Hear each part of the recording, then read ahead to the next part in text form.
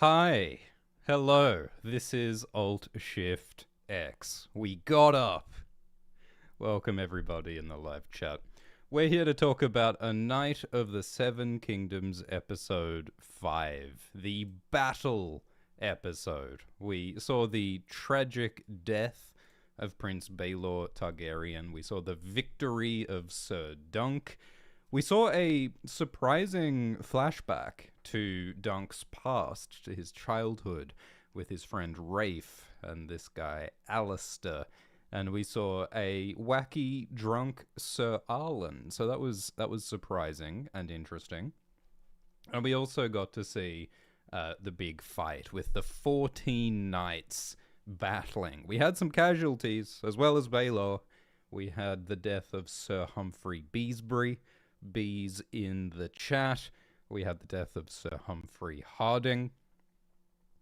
The lineup, I think I've figured out what the lineup of knights is. This graphic on screen, I think, is which knights were charging which. And I find it funny that Humphrey Harding and Humphrey Beesbury were killed by the Kingsguard. And this is after Baelor said, "Oh, don't worry about the Kingsguard. I'll handle the Kingsguard." Beesbury said, "What about the Kingsguard?" And Baelor said, "I'll handle the Kingsguard." But Beesbury and Harding were instantly killed by the Kingsguard. What's great plan, Baelor? That didn't work out, did it? Anyway, so we're going to talk all about the episode. We're going to compare it to the book. And we are not going to have any spoilers for future episodes of A Night of the Seven Kingdoms, except for the spoiler zone at the end of this stream. We will warn you before the spoiler zone. In the spoiler zone, we're going to talk about a crazy new spoiler revealed by Egg's actor, Dexter.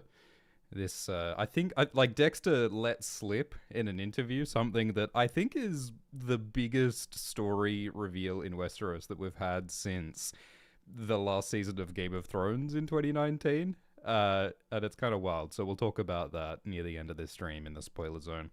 We are live streaming every week at about 10:45 p.m. Eastern Time Sundays, right after the episodes air. You can listen to these streams on podcast apps using the Alt-Shift-X podcast feed, linked in the description. It is free and ad-free if you'd like to do that.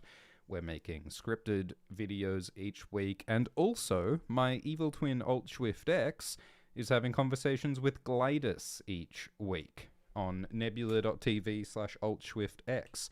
These are like 2 or 3 hour long chats each episode, and it helps Alt-Shift-X. If you sign up, you can get 50% off an annual subscription to Nebula using my link. On this particular dunk time, Glidus and Swift discuss the secret origin of the god Azor Ahai. One of these Japanese car manufacturers on screen shares a name with the inspiration behind Azor Ahai, the prophetic figure who'll save Westeros from the White Walkers. So if you want to know which of these Japanese car brands is secretly the god of Westeros, check out Dunk Time, linked in the video description. Anyway, welcome. Thanks for joining. Let's talk Dunk. So, this episode is called In the Name of the Mother, which I think is a really interesting thematic name. The Mother is one of the gods, one of the 7 gods of the Faith of the Seven, and those gods are invoked by the Septon, the priest, at the beginning of this episode. And the Mother is said to be a protective god and a loving god who cares for people.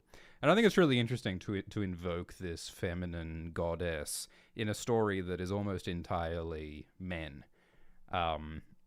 And yet Arlen evokes the Mother when he saves Dunk from Alistair, and this priest is talking about the Mother, and young Dunk wishes he had a mother. And so I think there's a lot of interesting, angry, violent men who perhaps are in need of a mother's love here.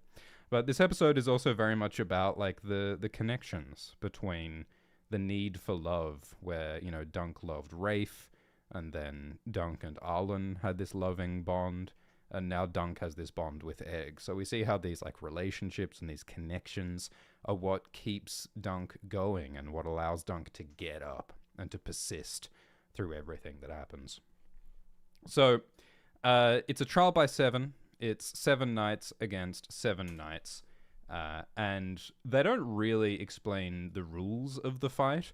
But the way that the fight works is that it's 7 against 7. They're trying to kill each other, and the fight only ends when Aryan dies or surrenders, or if Dunk dies or surrenders. They don't really. It's not ultra clear if Dunk has the option of surrendering. I think he does have the option of surrendering, but if he does, he will quite likely be executed, or at the very least having his hand and foot cut off. So Dunk really doesn't want to surrender. There is also, like, Darren is one of the accusers, because Darren accused Dunk of kidnapping Egg. In the books, like, Darren does say that he will withdraw his accusation, so the goal is really to kill Aryan. So in a tournament combat, which is what we were seeing before with the jousting and the fighting on foot, in a tournament, knights use blunted weapons, and they're not meant to kill each other. They sometimes do kill each other in tournaments, like when the Brute of Bracken killed Lord Quentin Blackwood, but you're not meant to be killing each other in a tournament. But this is a trial by combat, and in this trial by combat, the knights are using live steel. They are fighting to kill. They're not using tourney lances, which are designed to break. They are using war lances, which are designed to kill. So this is all far more dangerous than all the fighting that we were seeing previously in this season. So who are the strong fighters here? Dunk is not a very skilled fighter. He hasn't had good training. But Dunk is very big and very strong and very quick. And as we see, he's extremely tenacious. In the inside the episode, after the episode, they said that Dunk has never been to war before. In the books, it's a little unclear, like, how much combat experience Dunk has had. Like, we know that Arlen has fought in wars, and Dunk was a squire to Arlen. Like, they specifically showed us that Arlen was in the war against the Vulture King in the Red Mountains a few years ago. And Dunk was there, and it sounds like squires do sometimes get involved in combat. So I reckon in the books it's plausible that Dunk has fought a bit in wars before.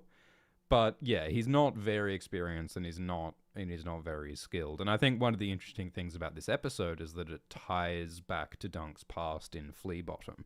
And one of the bits in the book is about how Aryan could defeat Sir Duncan the Tall, because Sir Duncan the Tall is not a skilled knight, but Aryan could not defeat Dunk of Fleabottom, because Dunk of Fleabottom, the gutter rat, he knows how to fight dirty in the mud. And so, yeah, he's not so good at sword fighting or whatever, but once Dunk gets on the ground, once he gets on top of Aryan, starts beating him, there's not much Aryan can do against that. So it's really Dunk drawing from the strength of his past. His past as an orphan on the streets is what allows him to defeat Prince Aryan. So it's a lot about identity and the past and the relationships and how all those things come together to allow Dunk to defeat Aryan, which seemed an almost impossible victory. Prince Baelor Breakspear Targaryen, he's said to be possibly the greatest knight alive in the books. He's got a great reputation as a warrior, and Prince Baelor did fight in the Blackfire Rebellion. He's said to be a great battle commander, as well as a great fighter. Although Baelor does have the disadvantage that he's wearing his son's armor, not his own armor. And I imagine that might be something that contributes to his death. Because, you know, Baelor gets his helmet smashed in by his brother Maekar. And I wonder if Baelor had been wearing his own helmet, maybe it would have fit better, and maybe it would have protected him better. Baelor is also riding his son Valar's horse, at least in the books, and I wonder if that's a disadvantage as well.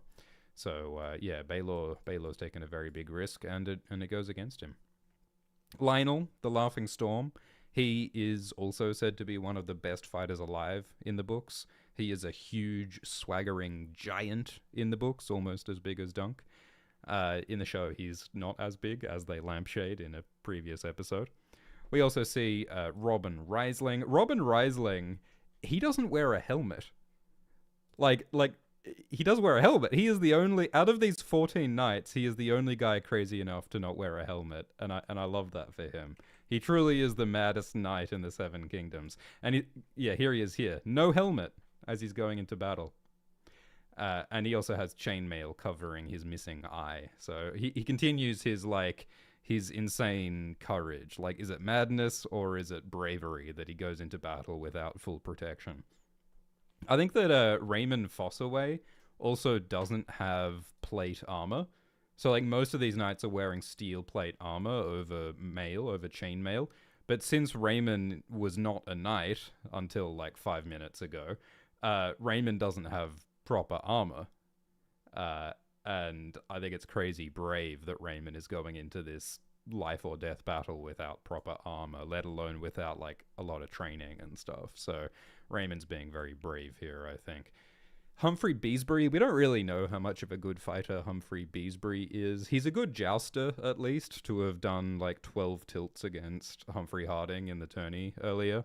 But what we do know about Humphrey Beesbury is that he has the greatest facial hair of all time. He's got a dyed yellow moustache, which I think is absolutely spectacular. This is like our first proper good look at Humphrey Beesbury. He's got the 3 beehives of House Beesbury of Honeyholt. He's got the stripes of a bumblebee, and he's got a yellow dyed moustache. And I just think that's delightful. I think that's wonderful. Humphrey Harding, we know that he is a skilled fighter because he wins tournament melees according to the books. But Humphrey Harding's leg is broken, so he can't fight on the ground. In the show, we can actually see the moment when Humphrey Beesbury and Humphrey Harding are killed. You can see them getting killed by the King's Guard. Right here, I think. Yeah, so there's Humphrey Harding on screen being killed by one of the King's Guard. That'll be either Willem Wilde or Roland Crakehall. You can actually see Donald of Duskendale putting his helmet on in one shot, so you can see that Donald is in between Stefan and Makar. So the people at the end, the King's Guard at the end who kill Harding and Beesbury, they must be Roland and Willem. So yeah, you can see Harding getting killed, and then on the ground you can see Humphrey Beesbury. If you zoom in, I believe that that's the yellow and black. It's very blurry, but I'm pretty sure on screen that is Humphrey Beesbury, who has been killed by one of the King's Guard. So yeah, B's in the chat. B's in the chat. So that's Dunk's side. And then... oh, we also get Raymond's new sigil. So the Fossaways of Cider Hall have a red apple as their sigil because they grow apples. And Raymond decides to get a new sigil, a new heraldry on his shield. So Raymond has a green apple instead of a red apple on his shield. And in the book, he explains that he wants to show that he's different to his rotten, wormy, corrupt cousin, Stefan. Stefan betrayed Dunk, which was terribly dishonorable and treacherous, and so Raymond wants to show that he's different and better. And in the books, this actually splits House Fossaway in two. So even 90 years later, in the main Game of Thrones story, the Fossaways are still divided into two separate houses, the Red Apple Fossaways and the Green Apple Fossaways, which is a really cute little Easter egg. So, oh yeah, Humphrey Harding is also riding a different horse because Aerion killed Humphrey Harding's horse previously. So Harding is now riding Aerion's horse, at least in the books, and so Aerion is riding a different horse. So Baelor is riding Valar's horse, Humphrey Harding is riding Aerion's horse, and Aerion is riding some other horse. So I wonder if that's a slight disadvantage to them all as well. On Aerion's team, Aerion is said to be a skilled knight and a strong knight in the books. His father Makar is definitely a strong warrior and a great battle commander. He's a veteran of the Redgrass Field. I mean, the Redgrass Field, like, in this show, in the flashback sequence with young Dunk and Rafe, we get to see what I'm pretty sure is the Redgrass Field. This battlefield has got to be the Redgrass Field because they say in this episode that Daemon Blackfire is dead. The guy who started the Blackfire Rebellion, who fought against King Daeron for the throne, is Daemon Blackfire, who was killed at the Redgrass Field. And this has got to be a very, very, very recent battle because this dying Frey soldier is still alive on the battlefield. So unless there was like a simultaneous battle somewhere else, I think this has to be the Redgrass Field. In the books, we don't know exactly where the Redgrass Field happened, but George Martin's co-author, Elio, said that the Redgrass Field was near King's Landing. I mean, ironically, there's no grass on the Redgrass Field to be seen here. But I think it does have to be the Redgrass Field. So this is exciting. Like, this is the place where Bloodraven killed his half-brother, Daemon Blackfire. This is the place where Prince Baelor and Prince Maekar crushed the rebels. The hammer and the anvil defeated them. This is the place where Bloodraven fought his duel with his half-brother Bittersteel, where Bittersteel cut out one of Bloodraven's eyes. And that's why Bloodraven is one-eyed, at least in the books. So this is a cool special place. There is something slightly non-canonical about this, which is that there is a Tyrell banner, what I'm pretty sure is a Tyrell banner here at the Redgrass Field. And the books say that Lord Leo Tyrell didn't get his forces to the Redgrass Field in time. So this might be a very small mistake. I think that the Tyrells shouldn't have been at the Redgrass Field, but whatever, that's a tiny detail. So anyway, Maekar and Baelor are both strong warriors. We know that from the Redgrass Field. In the book, Maekar's armor looks very fearsome. Maekar's armor has black, curved dragon teeth across his shoulders and helmet and back. And Maekar's huge, spiked mace is the deadliest-looking weapon that Dunk has ever seen in the book. And we do see how deadly that mace is when it kills his brother Baelor. Stefan Fossaway seems to be a pretty skilled fighter. Darren the Drunken is a shit knight and promised to fall down. In the show, we get to see a cute green feather on Darren's head, which is wonderful and is mentioned in the book. And this is the shot where you can see Donald of Duskendale. See in the background, that's Donald of Duskendale putting his helmet on. So that's how we know the lineup of the knights in the show. But yeah, Darren is looking like he's still hungover. In the books, Darren is going through alcohol withdrawal, so Darren is going to be completely useless in this fight. He keeps his promise to fall down. And then Arian's team also has Donald, Roland, and Willem of the Kingsguard. And the Kingsguard are supposedly the best knights in the realm, the deadliest fighters, except maybe for Prince Baelor. So there are some very strong fighters on both sides. In the show, Dunk and Raymond both puke, and you can see that they have different colored puke. Raymond pukes red and Dunk pukes brown. So I think that Raymond's red puke shows that he's been drinking wine, while Dunk's brown puke shows that he's been eating breakfast. So, you know, puke analysis. There's actually 4 pukes in this episode, because we also see Sir Arlen Munt before he fights Alistair, and we also see young Dunk puke after he drinks bad water.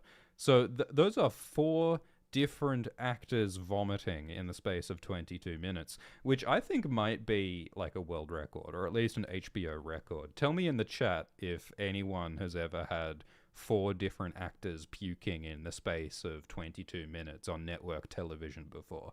I think that's fantastic. So yeah, that's some Alt-Shift-X Munt analysis for you all. Let's remember that the Kingsguard, Dunk had a nice chat with the Kingsguard in episode 2. Dunk met Sir Donald and met Sir Roland, and they had this nice little chat, and they respected each other, or at least Donald did. And so it's so sad that they're trying to kill each other now after they had that nice chat. I think it would have been nice if the episode showed us Donald and Roland's faces. It would be nice if the show reminded us that, hey, like 2 of the Kingsguard, we know these people, we like these people. Then it might have a bit more emotion behind it. I also would have liked if we saw Darren the Drunken on the ground. I think it's a shame that we didn't get to see that. In the books, Darren the Drunken gets stepped on by his own horse after he falls down, and Darren might have a broken foot after his horse steps on him, which I think is very, very funny. It's a very appropriate thing to happen to hapless Darren the Drunken. So Baelor has a plan to deal with the Kingsguard. Baelor says that the Kingsguard can't hurt Baelor because Baelor is a prince and the Kingsguard are sworn to protect the royal family. So Baelor says, don't worry, I'll look after the Kingsguard. And as I said, I think it's very funny that the Kingsguard immediately kill Beesbury and Harding after Baelor said that he would handle the Kingsguard. So I think that's kind of funny. In the book, I think we don't know who killed Beesbury and Harding. So, you know, it seems like Baelor's plan might have worked a little bit better, at least in the book. And, you know, the point of this, I think, is showing that, yes, Baelor is a heroic, honorable guy, but he's still willing to bend the rules. Because, you know, the character says, hey, like, is it honorable to exploit the Kingsguard's vows to win? Isn't that kind of cheating? Isn't that kind of wrong? And yeah, Baelor bends the rules. He is a politician, after all. You got to play a little bit dirty to get stuff done sometimes for the greater good. For like he's on the good side, but he's bending the rules a little bit. Just like how Dunk might be lying about being a knight. Dunk might be the best, most honorable, most true and moral knight, and yet he's not technically a knight, possibly. So that's one of the moral, interesting complexities that George always gives his characters. In the book, Baelor has an additional sneaky strategy. So not only does Baelor say, I will deal with the Kingsguard, but Baelor says, hey, instead of using war lances in the fight, we're going to use tourney lances. And tourney lances, they're not as strong as war lances, they're not as deadly as war lances, but they are longer than war lances. So Baelor's plan in the book is that they'll use the longer lances to knock Arian's team off their horses before Arian's team can get close enough to attack, which is a clever, sneaky little strategy, which actually comes up again in Book 3 as well, I think. So Baelor does multiple sneaky things in the book, which makes him morally interesting. Lionel makes a very weird comment before the fight, where Lionel Baratheon says, Prince Baelor, I guess your mother loved you best. Oh, that's a shame that your mother loved you best, because men who are neglected by their mothers fight more fiercely. And that's just such a bewildering thing to say. That line is not in the book. But I guess it brings up some of the themes of the episode, like the fact that I think that, you know, Dunk and Arlen and so many of the men in this story, they are in need of a mother's love, and they are in need of love and protection and support. And maybe the fact that they're not getting the love and support that they need, maybe that's part of why they are acting out and are angry and violent. And, you know, it's something about the need for love that drives us all, I think. But it's also just Lionel being just a weird, provocative, fun guy. And I think that that's lovely as well. And I think that, you know, it's definitely partly true in the case of Baelor's family. So Baelor and Maekar are the children of King Daeron and Queen Miria Martell, or Princess Miria Martell. And we don't really know anything about Miria Martell in the books, but we do know that Baelor seems to be quite a confident person, while Maekar is quite an angry, insecure, resentful person. Maekar feels like Baelor is the perfect brother who everyone loves, and he's more important and powerful and more charismatic than him, and so Maekar is very, like, bitter about that. And in the show especially, they make Maekar swear a lot and grumble a lot, and so there is this sort of jealousy between Baelor and Maekar.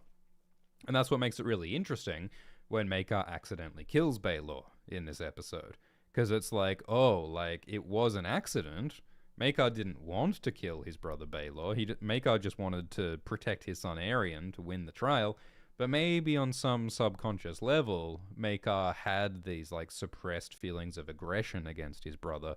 Maybe on some level, Maekar did want to kill Baelor.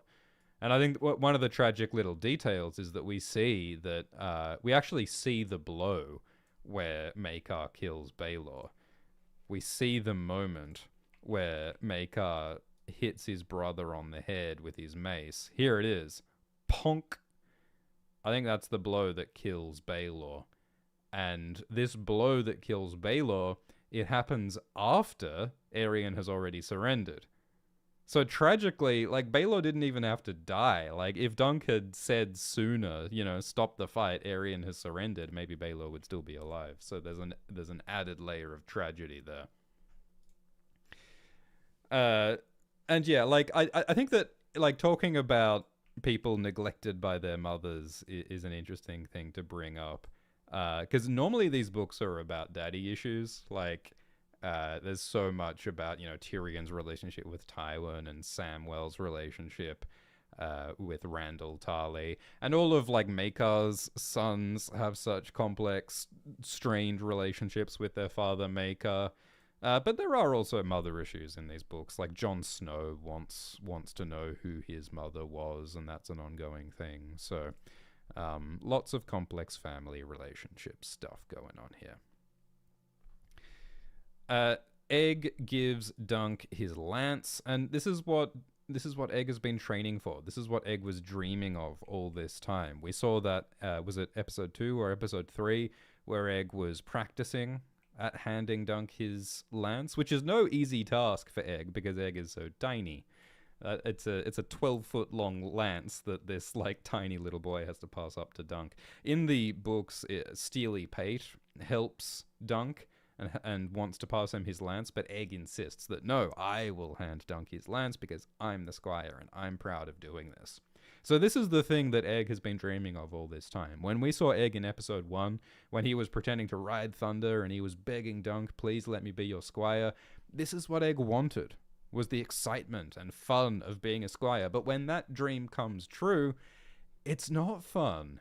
It's not fun at all. It's terrifying and it's dangerous because Egg's new friend Dunk might die, and Egg's family is fighting itself. Some of Egg's family members could and will die.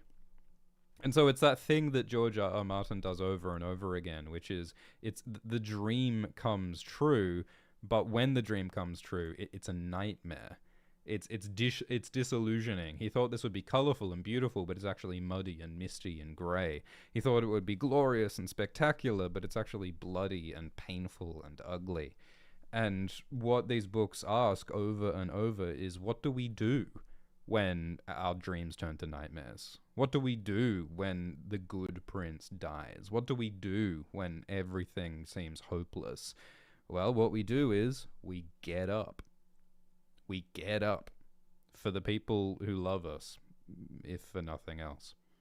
And I think that's what the flashback is about. It really reminds us and hammers home the importance of Dunk's love with Rafe and love with Arlen and love with Egg, and that, if nothing else, is why we get up and we keep trying. And I think that's really beautiful. So after Egg passes the lance to Dunk, Dunk says, rob me and I'll hunt you down with dogs. And that's a callback to the jokey conversation that Dunk and Egg had earlier. So Egg does a little playful woof back, which I think is fun. So they sort of reaffirm their bond before the fight. And for all they know, this might be the last time they ever talk to each other.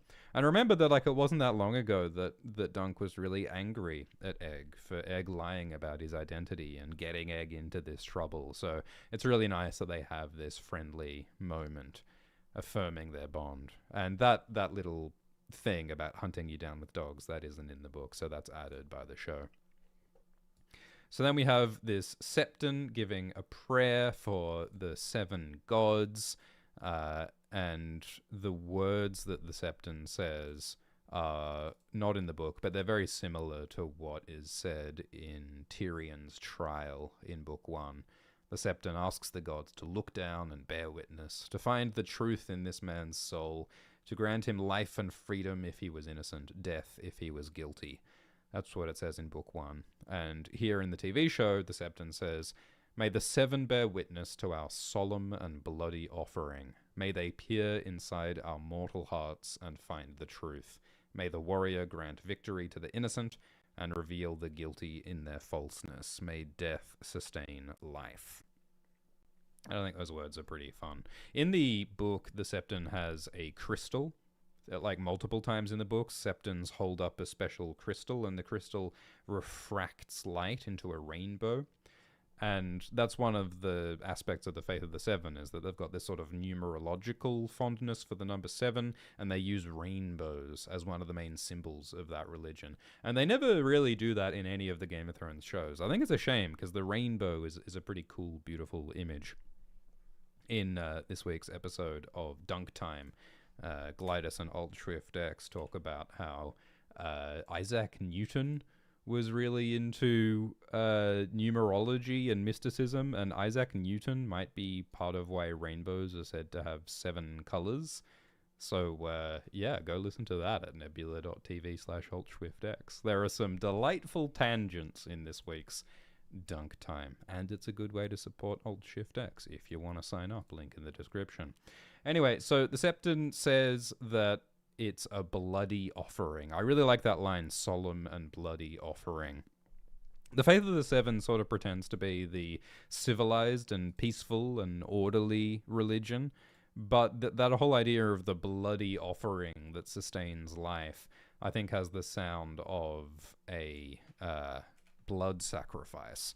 And that's something that's talked about in the books, is that, you know, we sort of all pretend to be civilized and proper, but at the end of the day, like, this is a bunch of people killing each other with sticks in the name of justice. It's still fundamentally a violent society. And maybe in some sense, this is a blood offering to the gods. Lionel was talking about the gods in episode 1, and how jousting came from the gods, or came from stags, or something. Like, they're reaching for something primal and something sacred and something mystic in this violence, I think, which is interesting. The Game of Thrones TV shows often remove the religious bits, but the books have a lot more religious moments, because this is a medieval-like society, and religion's important in medieval societies, so it's cool when they do include that. The talk about, like, may death sustain life reminds me of House of the Dragon Season 1, Episode 1, where they show a tournament where people are killing each other, and at the same time they intercut it with Emma Arryn giving birth and dying in childbirth. And so all that connection of life and death together gives it that sort of primal, deep, mythological feeling of life and death and good and bad. The Septon's young. The Septon's a very young person. I like the idea that, you know, because this is Ashford, because this is a pretty unimportant town, they haven't got, like, a whole bunch of venerable, impressive Septons. They've just got this kid. Whereas in King's Landing, you know, they would have some impressive, more experienced Septon, and maybe the younger person would be more of an assistant. But Ashford is not as important of a place. So, after all of the formalities are observed, the knights line up to kill each other. And they charge into battle. Everyone goes in. 13 knights charge, except for Dunk, because Dunk gets so nervous that he freezes up. He panics. He has, like, an anxiety attack, and he just doesn't go, which is terribly embarrassing. And it's only when Egg shouts, up, up, go, that Thunder goes, because of the training that Egg did with Thunder earlier. And that's something that the show adds. In the book, the horse just goes by itself. Thunder knows to go, and Thunder is who saves Dunk. But here they make Egg a bit more involved. And that thing of up, up, go, it connects to when Arlen says, get up, and then when Dunk says, get up, to Baelor. So they have this theme of get up, which they connect to lots of different characters and moments. And I guess it's just a celebration of tenacity, and how we need others to remind us sometimes to be tenacious and to carry on. In the book, when Dunk charges in against Aerion, Dunk is trying to aim at Aerion's chest, but Dunk gets distracted looking at the dragon on Aerion's shield, and so Dunk's lance drifts towards Aerion's shield instead of his chest, and that's why Dunk misses Aerion's chest and gets knocked down by Aerion. But in any case, Dunk like instantly gets wounded by Arian's lance, and then Arian knocks Dunk to the ground, and it hits Dunk so hard that Dunk's whole life flashes before his eyes. Dunk has this elaborate flashback to his childhood in the middle of the episode, in the middle of the big climactic battle. They have a lengthy flashback, all in the moment while Dunk is lying on the ground in the present. And so this flashback explores Dunk's childhood with his friend Rafe, with his mentor Arlen, and all of this flashback is invented for the show. This flashback is not in the books. The books do mention that Dunk had a friend named Rafe, but all of these details are made up for the show. So I think, obviously it's a surprising choice to add this lengthy flashback in the middle of the battle. It's a surprising, bold, creative choice for sure. And I think that what they're trying to do is to give us a bit more understanding of who Dunk is, where he came from, and how his relationships in the past with Rafe and Arlen connect with his relationships in the future with Egg, and motivate him and allow him to survive and succeed. And as I said, it's also that idea that, Dunk is not really a knight. Dunk is not really skilled. Sir Duncan the Tall is not really legit or able to defeat Prince Aerion Targaryen. But Dunk does have this real history as a kid from the streets, as an orphan from Flea Bottom. And it's that experience and that past and that identity and that grit that allows him to defeat Aerion in the mud with pure strength and violence and tenacity and dirty fighting. And so it's that it's how his past connects to who he is today. So I think that's what they're trying to explore here. So Dunk was born an orphan. He's never known either of his parents. He lives in Flea Bottom, which is the worst, poorest part of King's Landing. In Game of Thrones, Flea Bottom is where Davos Seaworth comes from. It's where Gendry comes from. It's where Carl fucking Tanner, the legend of Gin Alley, comes from. Is Gin Alley in Flea Bottom? I guess. Well, yeah, I'm not sure. I think Gin Alley is in Flea Bottom, but I don't remember. Maybe it's not. But at least Davos and Gendry are from Flea Bottom. The books describe Flea Bottom as a maze of alleyways that stink of pigs and horses, of cheap bars and cheap whorehouses. This is a place of the poor and the desperate. So when Dunk grew up, he had nothing. He had no money, no opportunities, no status. And in this rigid feudal world where everyone's in a certain class, in a certain level, associated with certain people, Dunk's at the very bottom. He's at the very bottom of the pyramid, and so he just has to do what he can to survive. And so in the books it says that Dunk sometimes begs, Dunk sometimes steals, Dunk sometimes beats up other people and takes their stuff. So he's a sort of very low-level criminal. Sometimes Dunk catches rats and catches pigeons, and he sells them to pot shops who make the rats and pigeons into soup. There's also a charming little anecdote in the books about how one time Dunk and his friends stole a severed head off a spike, and they chased all the girls in Flea Bottom with the severed head, and eventually they threw the severed head into a soup pot at a pot shop. So the books say that Dunk was friends with these kids, Ferret and Rafe and Pudding, and it sounds like in the book Rafe is a boy, but in the show Rafe is a girl. But it's really only like one paragraph that describes Dunk and his friends in any detail. We don't really know anything about Rafe. I think it says that Rafe is fast at running. That's kind of the one thing we know about Rafe in the books. So with the beginning of the flashback, we see Dunk scavenging a battlefield. And as I said, I think this is the Redgrass Field, where the Blackfire Rebellion ended, where Daemon Blackfire was killed by Bloodraven. So this is a really like historically significant battle. I mean, you see these arrows everywhere. In the books, Bloodraven has this honor guard called the Raven's Teeth, And it was Bloodraven and his Raven's Teeth who fired these arrows that killed Daemon Blackfire. And it said that these arrows were guided as much by sorcery as by as by Bloodraven's bow. And so Bloodraven is the guy who eventually becomes the Three-Eyed Crow, or Three-Eyed Raven, at least in the books. Bloodraven is low-key the most interesting character in the last 100 years of Westerosi history. We've got a good Alt Shift X video about Bloodraven, if you're curious. So, yeah, this was a really important battle. There were multiple battles in the Blackfire Rebellion all across Westeros. George hasn't described them in any detail, but this is where Baelor and Maekar were fighting against the Blackfires. And this battlefield is also where Sir Arlen and his nephew Roger fought. And it was here that Roger was killed by Lord Gorman Peak, and it's because Arlen's squire Roger died. It's because of that Arlen needed Dunk to be his new squire. And so in the books, Dunk feels kind of guilty that he's taking Roger's place in some sense.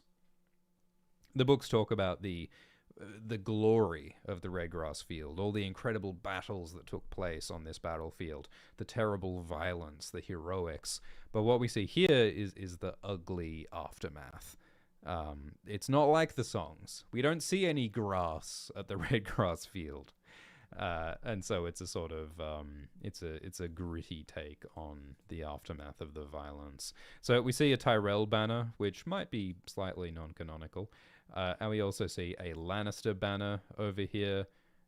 Most of the great houses of Westeros supported the Targaryens. The Lannisters, Arryns, Tullys, Tyrells, probably the Martells were all loyal to the Targaryens.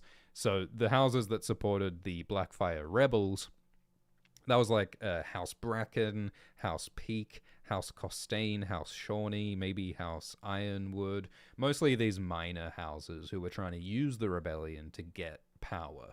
But yeah, most of the big, powerful houses that we know were loyalists.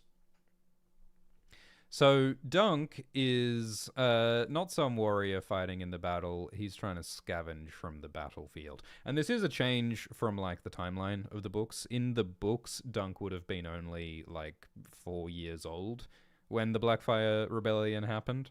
But Dunk is older in the TV show. So he's here and he's scavenging the battlefield. And young Dunk is played by actor Bamba Todd. So Dunk is taking horseshoes and bits of metal and leather and stuff that he can sell to try and make some money. And he's shocked when this dying soldier comes to life and starts breathing and starts begging for his mother. So again, that connects to the title, In the Name of the Mother, and the theme of like all these men needing love and support and protection and not having it. And so the importance of finding love and protection and connection with others, like with Arlen, with Rafe, with Egg. I thought it was shocking that when young Dunk sees this man dying on the battlefield, Dunk very quickly decides to kill the man, to suffocate the man by holding his mouth shut. And I find that, shocking. And I think that what it tells us is that Dunk has seen death before. Like, Dunk has seen some shit on the streets of Flea Bottom. And he knows that sometimes people can't be saved. And when people can't be saved, they have to be killed as an act of mercy. And so I find it really shocking and dark that such a young boy so quickly decides to do that. So he's clearly seen death before. And he does say in this episode that he has seen people die before. So, there's a kid that's suffered and been traumatized. And we also see, when Dunk is following Arlen later on, Dunk also doesn't trust people. He sees people as a source of danger. People like that crooked gold cloak, Alistair. Those are the sorts of adults that Dunk has had in his life. Dunk has had very few people who he can trust, and that makes it all the more important when he forges those bonds with Arlen and Rafe and Dunk. So Dunk is suffocating this soldier, and we know that he's a Frey because if you look closely at his chest, that is the twin towers of Frey. That's their sigil the house of Lord Walder Frey of the Red Wedding. And Dunk is stopped by his friend Rafe. And Rafe is like, oh, you shouldn't kill him because maybe we can make money from this guy. Maybe if we save him, we'll get paid a reward or a ransom. Rafe says that this guy is a highborn. I don't think this guy is a highborn necessarily. Like, just because he's wearing a uniform doesn't mean that he's part of the highborn noble Frey family. He might just be, an employee, a soldier. He's not necessarily highborn. But I guess the point is that, from Dunk and Rafe's perspective, everyone is higher born than them. Everyone is higher up on the social hierarchy than they are. They're at the bottom. And all they can do is try and use every opportunity that they can for profit. So they try and save the Frey guy, but they can't. And then Rafe says, well, we've got to say some words for this guy because he's highborn, and when highborn people die, you got to pray for them so that they go to heaven instead of going to hell with us. And I think this is such a telling line and such a depressing line, because what Rafe is saying is that, oh, we're definitely going to hell. Like, that's not a question. We know that we're going to hell because we are poor and we are told that we're worth nothing and we are told that we are just gutter rats and we steal and we beg, and so we're definitely going to hell. They don't even question that. They just believe that all of these people above them are better than them and they're going to heaven while we're stuck in hell. And it shows how like class is internalized. Poverty becomes identity, and it's incredibly depressing that they can't even imagine that it might be, that they might be worth something. And so I think that's sort of a dark side of Dunk's humility. One of Dunk's defining features is that he is humble and he's respectful of others, and he doesn't try to be much more than he is. He does try to be a knight, but only a hedge knight, and he's proud that he sleeps under a tree, not under a tent, and so he's humble. And there's kind of a depressing side to that, because we see how that comes from living on the streets in poverty as an orphan, and he's got this sort of internalized idea that he is less than other people. So this flashback unpacks that a little bit. In the book, Dunk thinks, I am nothing. So Dunk and Rafe, they walk back to King's Landing. They've got some metal and leather and possibly some teeth that they want to sell to a witch, which is delightful. This actor who plays Rafe, by the way, is Chloe Leah, and she recently appeared in Dune Prophecy, another HBO show. Dune Prophecy is not a very good show, in my opinion. Dune Prophecy does not have much to do with Dune, not with the original Dune books. The real Dune by Frank Herbert doesn't have much to do with this new show, but Chloe Leah is one of the best parts of Dune Prophecy, in my opinion. And I think that Rafe is meant to remind us of Arya. Like, Rafe is playing wearing this helmet, just like Arya plays and wears a helmet in Game of Thrones Season 1. And Rafe says, we're going to sail east and have adventures, just like Arya sails off, and Arya's always talking about having adventures. And she's got this cheeky energy, and she's on the streets of King's Landing, and Arya lives on the streets of King's Landing for a little bit in Season 1. So Rafe is very much like Arya, I think. Rafe is also doomed to die, and I tend to think that in the books Arya will probably die in the end, but that's another topic. So they walk back to King's Landing, and this is the same tree-lined avenue, or it looks like the same tree-lined avenue where we see Arya walking at the beginning of Game of Thrones Season 2. So this is a path that Arya has also walked, literally, when she was heading north with Yoren and the Night's Watch recruits. So Rafe is being playful and silly and joking, but Dunk is a bit more sensitive, and he's a bit bothered by the death of the Frey soldier. Because the Frey was calling for his mother, and that gets Dunk thinking about how Dunk wants his mother. And so Dunk talks about how he hopes that his mother comes back for him. And it's all very much like how Jon Snow wants his mother. But Rafe is a bit less sensitive, or acting less sensitive. She's acting a bit more cynical and detached. A Stokeworth comes along down the road carrying a corpse. So I guess this might be a Stokeworth recovering the body of an important Stokeworth who might have died in the Redgrass Field battle. The Stokeworths live nearby to King's Landing.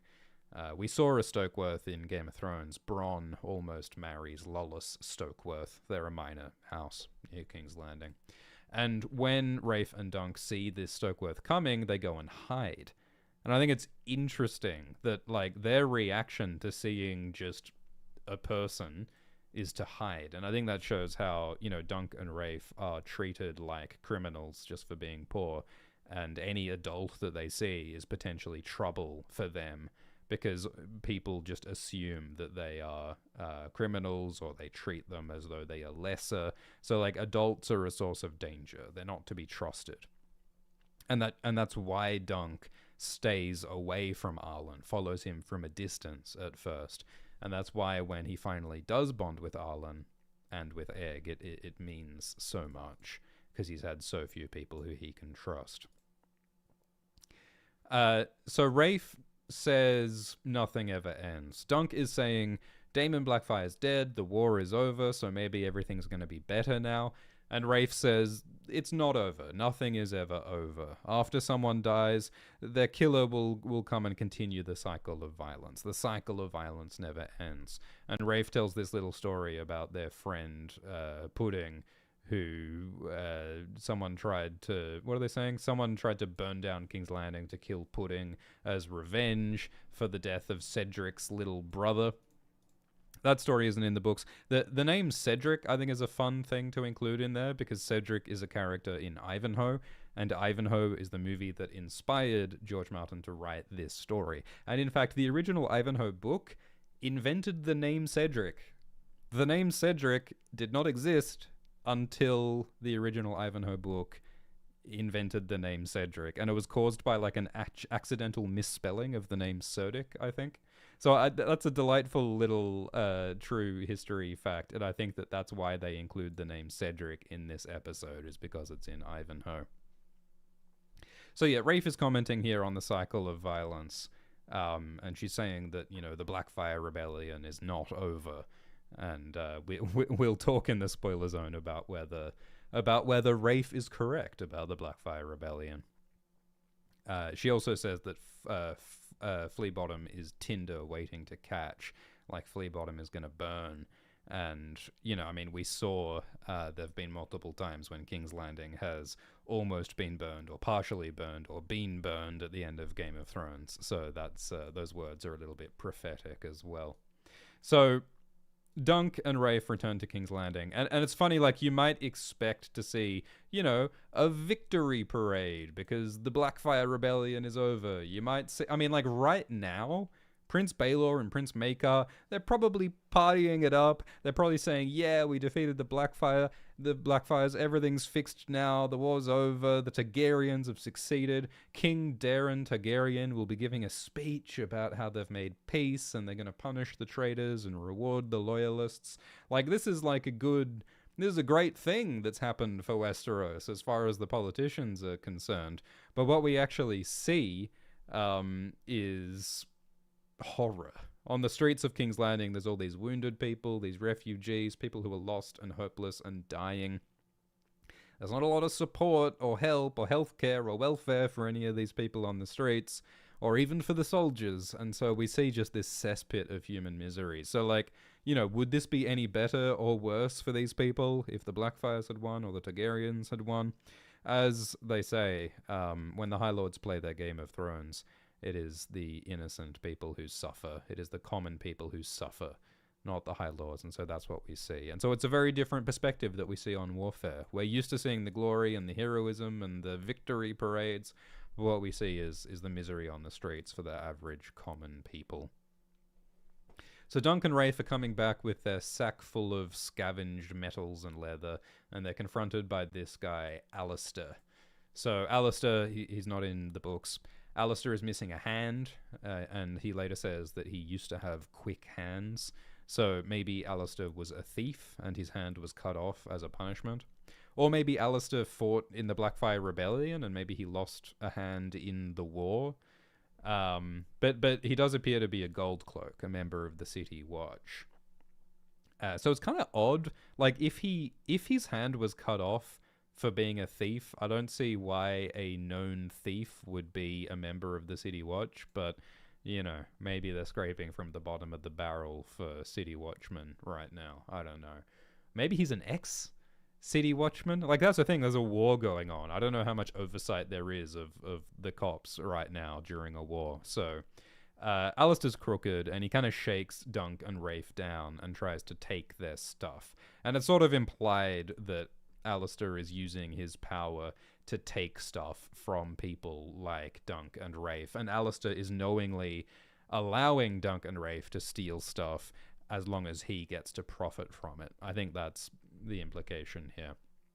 Alistair is played by actor Edward Davis, who is also in Dune Prophecy with Chloe Leah. He plays a Harkonnen, Harrow Harkonnen, if I remember correctly, so that's fun. We did a series of live streams about Dune Prophecy with Quinn's Ideas. It's in the Dune playlist on Alt-Shift-X, and it's on Quinn's Ideas channel if you want to hear some discussion of that show, Dune Prophecy. And we, of course, have a bunch of Dune videos coming. There's a bunch of big Dune videos in progress that'll be on Alt-Shift-X when they're ready. So that's exciting too. So Alistair says, "What do you got in the sack there?" And Dunk says, "Oh, it's just rats." But when he holds up the bag, you can hear the metal jangling inside, so it's clearly not rats. Dunk is not a very good liar. But luckily, someone gets in the way, and Dunk and Rafe manage to escape. But Rafe steals Alistair's ale skin, which is not a very smart thing to do, but that's what she does. And she says that the ale tastes like the Queen's own brew, which I think means that it tastes like piss. I think she's saying that the ale tastes like the Queen's pee, which is an odd thing to say. The Queen, who is Miriam Martell, the mother of Baelor and Maker. But yeah, she's angry and she's vindictive and she's trying to strike back against this evil Alistair who is trying to mess with her, which, yeah, is not terribly smart. And then Dunk and Rafe, they sell the stuff that they've scavenged to this blacksmith, this armorer. In the credits, he's said to be a northern armorer, so this is a Northman, like the Starks, which is kind of fun.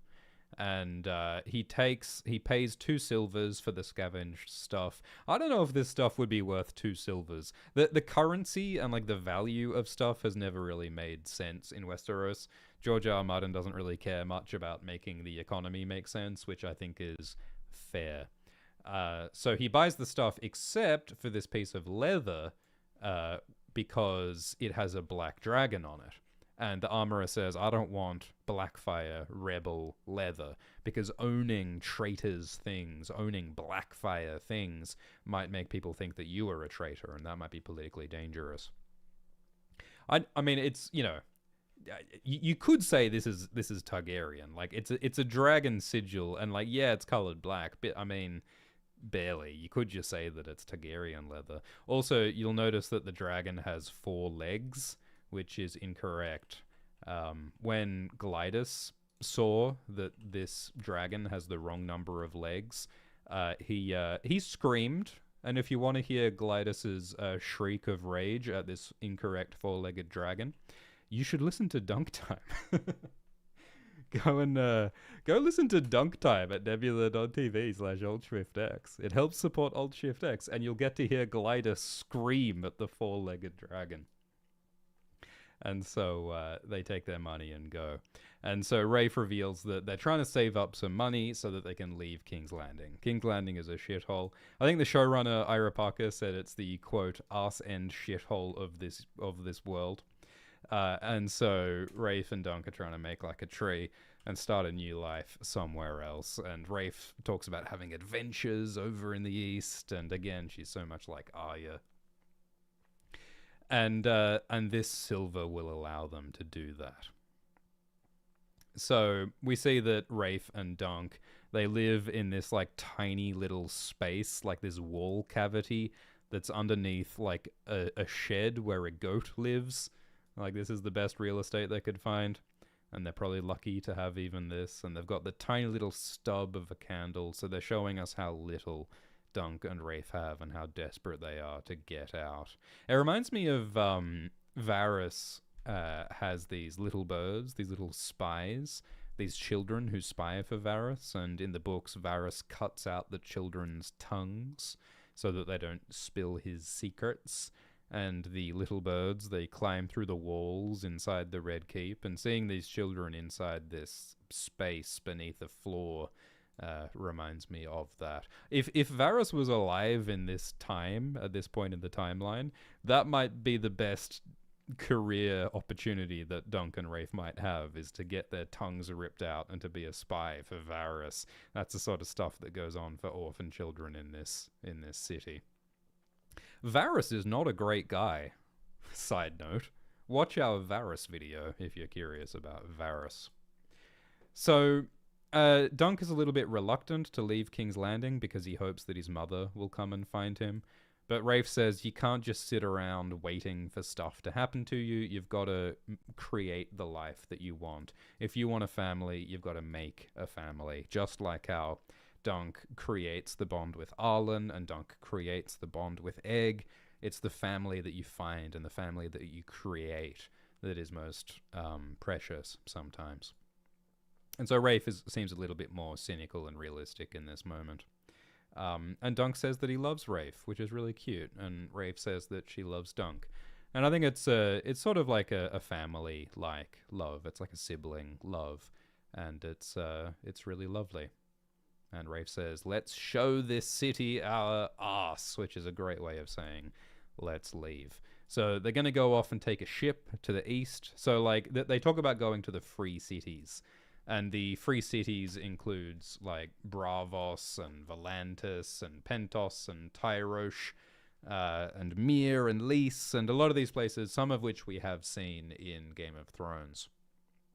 And a lot of these places are better than Westeros in a lot of ways. The free cities seem to be less violent than Westeros in a lot of ways. The free cities are more like sort of Renaissance era cities, and they're a bit more focused on commerce, and they seem a little bit more technologically advanced than Westeros in a lot of ways. Westeros seems to be a bit more of a regressive, violent, feudal shithole compared to the more sort of European Renaissance era free cities in a lot of ways. So going to the free cities sounds like not a terrible idea. But of course, the free cities also have their quirks, as we saw when Arya goes to Bravos in Game of Thrones. So they go to take passage to go east, and they have their 2 silver, but the guy says that's not enough because the price is now double. And it's interesting because they could have said this is not enough for Dunk and Rafe to go east, but this is enough money for one of them to go east. Like, they could have had a conversation of, like, should Rafe go and Dunk stay if Dunk wants to stay? But Dunk and Rafe don't even consider splitting up, which is cute. And remember that when Arya goes east, she pays for passage with the special iron coin from Jack and Hagar. So, like, Arya, like, she's got main character energy. Arya has, hero plot armor. She has the special privilege of a special coin that gets her across. But Dunk and Rafe, they do not have main character energy. They do not have hero plot armor. They're no one. They're nobodies. They're NPCs, and they don't get the special privilege of going across. They've got to deal with the real life. They haven't got an escape hatch. So the plan goes awry, and then Dunk and Rafe get cornered by Alistair, and Alistair is angry that Rafe stole his ale skin, and so they find the silver on Rafe, and they steal the money from Rafe. And Alistair says, I can take the money from you because you are orphan gutter rats. You are nobodies. I take from you because little street urchins, you don't get to have money.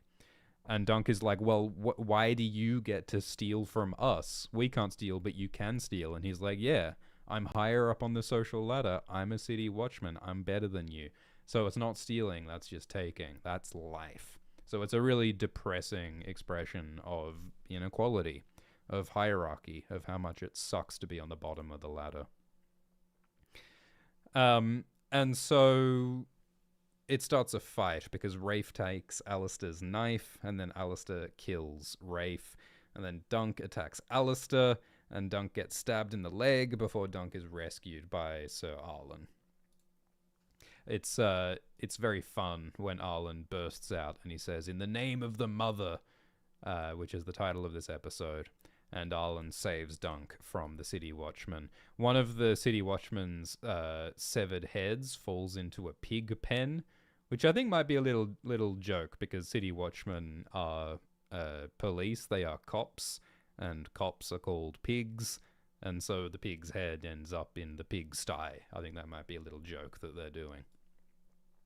Arlen pukes because he's so drunk, and he kills Alistair and the City Watchman, and then he stumbles off. And it's a very ugly, brutal fight. This is some Carl Tanner Gin Alley type shit. They're using improvised weapons. They're in cramped quarters. It's a very inelegant fight. But it's the kind of fight, it's the kind of combat that Dunk uses to defeat Arion later on, you know? So this is where Dunk comes from. Now, so, you know, like Rafe dies, and Dunk's heart is broken, and we see his grief, and he needs someone, and he needs to pull himself out of this like complete pit of despair and hopelessness, and it's his bond with Arlen that allows him to keep going after the loss of Rafe. And I think it's interesting the shot that they show of like it zooms out, and we see Rafe like among the conditions of Flea Bottom. Which to me, it kind of evokes the idea that it was this environment that killed Rafe. Like, that they are so trapped in this claustrophobic world of the poverty of Flea Bottom. This is the trap that they're in, and there were so few ways to get out of it. And that's what led to Rafe's death. Also, the fact that Rafe stole Alistair's knife and ale skin also contributed to Rafe's death. I think in some ways this is a bit cliche. Because, you know, the whole, like, backstory of protagonist loves girl is killed by thugs, protagonist is angry and upset, and that is the protagonist's backstory and motivation. I feel like that's a little bit cliche, and I feel like that's something that we've seen 100 times before. But I also think it's interesting to see where Dunk has come from and how that connects to his victory in the present. And something that we have not seen 100 times before is Arlen and his behavior. Because Arlen is drunk and weird. Dunk follows Arlen for days. He doesn't approach Arlen because Dunk doesn't really trust anyone. And Arlen sings in Dothraki. I have no idea how Sir Arlen of Pennytree knows how to speak Dothraki, but the captions say that Arlen is singing in Dothraki. How did Arlen learn Dothraki? I'm really gonna need a translation from Peterson. What's his name? David J. Peterson. David J. Peterson does the languages, the fictional languages. He made the Valyrian language and the Dothraki language. I would love to know what the hell Arlen is singing. I thought it was just nonsense at first. Because Arlen does seem to be having a mental break. Like, Arlen is losing his marbles right now. And I think the reason for that is that Arlen just fought in a war. Arlen fought on the Redgrass field. Arlen just saw his nephew Roger killed in front of him. Roger's brains were bashed out by Lord Gorman Peak. And I think Arlen is dealing with the horror and the trauma and the grief of that. So I think that's part of why Arlen is drinking heavily, and why his brain is completely turned inside out right now. Or maybe Arlen's always a bit weird. I don't know. And it's really fascinating that it is the crazy old man that Dunk chooses to bond with. Because it was the crazy old man who saved Dunk. You know? I mean, maybe there are better knights.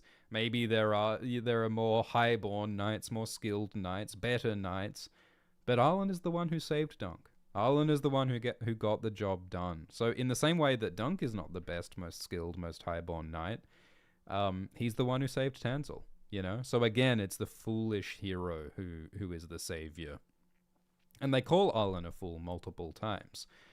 This, like, apple merchant calls Arlen an old fool because Arlen knocks over the apples drunkenly. And then Arlen calls himself an old fool because Arlen accidentally stabs himself with his own knife, which is so ridiculous. But Arlen absolutely is a fool, and that maybe is part of why he's such a hero. It's a pretty crazy thing for Arlen to choose to kill two cops to protect this random kid, Dunk, who, you know, might not even be innocent as far as Arlen knows. Dunk might be a murderer for all Arlen knows, but Arlen saved the boy from the Gold Cloaks. He did the heroic, foolish thing. So yeah, we see Dunk follow Arlen for days. It's similar to a bit in the books when Podrick follows Brienne for days before becoming Brienne's squire. We see Dunk perched up here sharpening a stick, which is just like when we see Egg perched up in a tree sharpening a stick. I don't know why Dunk and Egg sharpen sticks, but they do.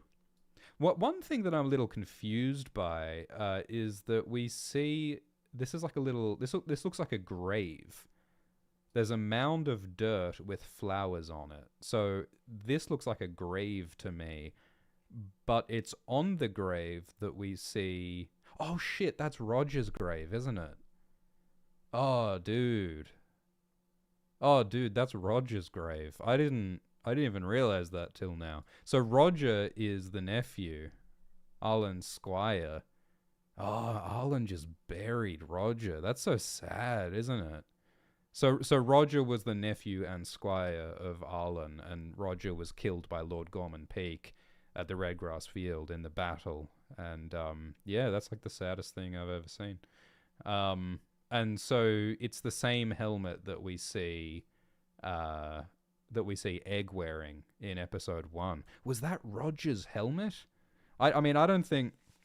I think that's Arlen's helmet. I don't know why Arlen put his helmet on Roger's grave, but that's the helmet that Arlen and Dunk have later, and that's the helmet that Egg wears in episode 1, which sort of adds an extra layer of just brutal tragedy, doesn't it? If that was Roger's helmet, and then Egg wears Roger's helmet, and Egg is the squire like Roger was the squire. But I guess it can't be Roger's helmet, because if it was Roger's helmet, it'd be smashed in. Yeah, God, that's sad.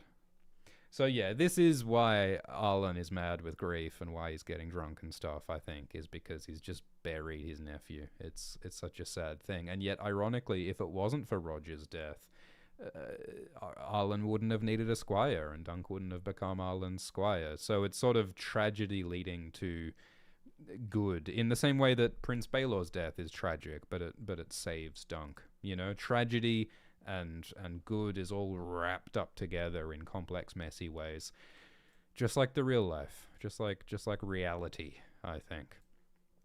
So yeah, there's a lot of tragedy here. There's also a lot of comedy. Arlen is just bumbling about like Mr. Magoo. The way that he knocks over this apple cart, like he's an absolute Mr. Bean fool, but he's also a hero, like Florian the Fool. Dunk has a pretty serious leg wound while he's following Arlen for days. We see Dunk struggling to survive on his own. Like he drinks bad water and then he pukes, which is the fourth actor to puke in this episode. And ultimately Dunk collapses until Arlen sees him and says, "Get up." I don't know if Arlen could have possibly not seen Dunk for all this time. Like, Dunk has been following Arlen for days and days, and not from very far away. I guess Arlen and Dunk just are both a bit awkward and untrusting, and that's why they didn't talk to each other until now. But when this boy collapses, Arlen is like, yeah, okay, I better help him. He offers him the water skin, or wine skin, who knows, and says, "Get up." And so that is the conclusion of our flashback. After this lengthy, like 20-minute flashback, we snap back to reality, we snap back to the fight, and Dunk gets up. And so we see how all of Dunk's past is what gives him the strength to continue in the present. It's his relationship with Rafe, his relationship with Arlen. That's what feeds his tenacity and his bond with Egg and his need to continue. Other people believed in him, and he's got to follow their example because that's the only way forward. And, you know, Dunk experienced all this horror and poverty and challenge and violence in Flea Bottom. And it was horrific, but it also made him who he is, and it also gave him the strength and the grit to continue. And so, yeah, we snap the hell back to the present. In the book, none of this flashback happens. In the book, none of that stuff with Rafe or Alistair or this sequence with Arlen, that doesn't happen in the book.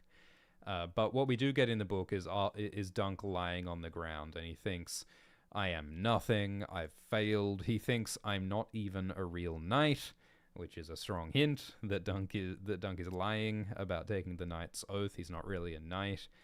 And he thinks that, well, Darren the Drunken said that he's the best at lying insensible in the mud, but I'm even better than Darren at lying insensible in the mud. Dunk really hates himself in this moment. And so all that stuff in the flashback about how Dunk and Rafe feel like they are worthless, that is hinted at in the book. That is there.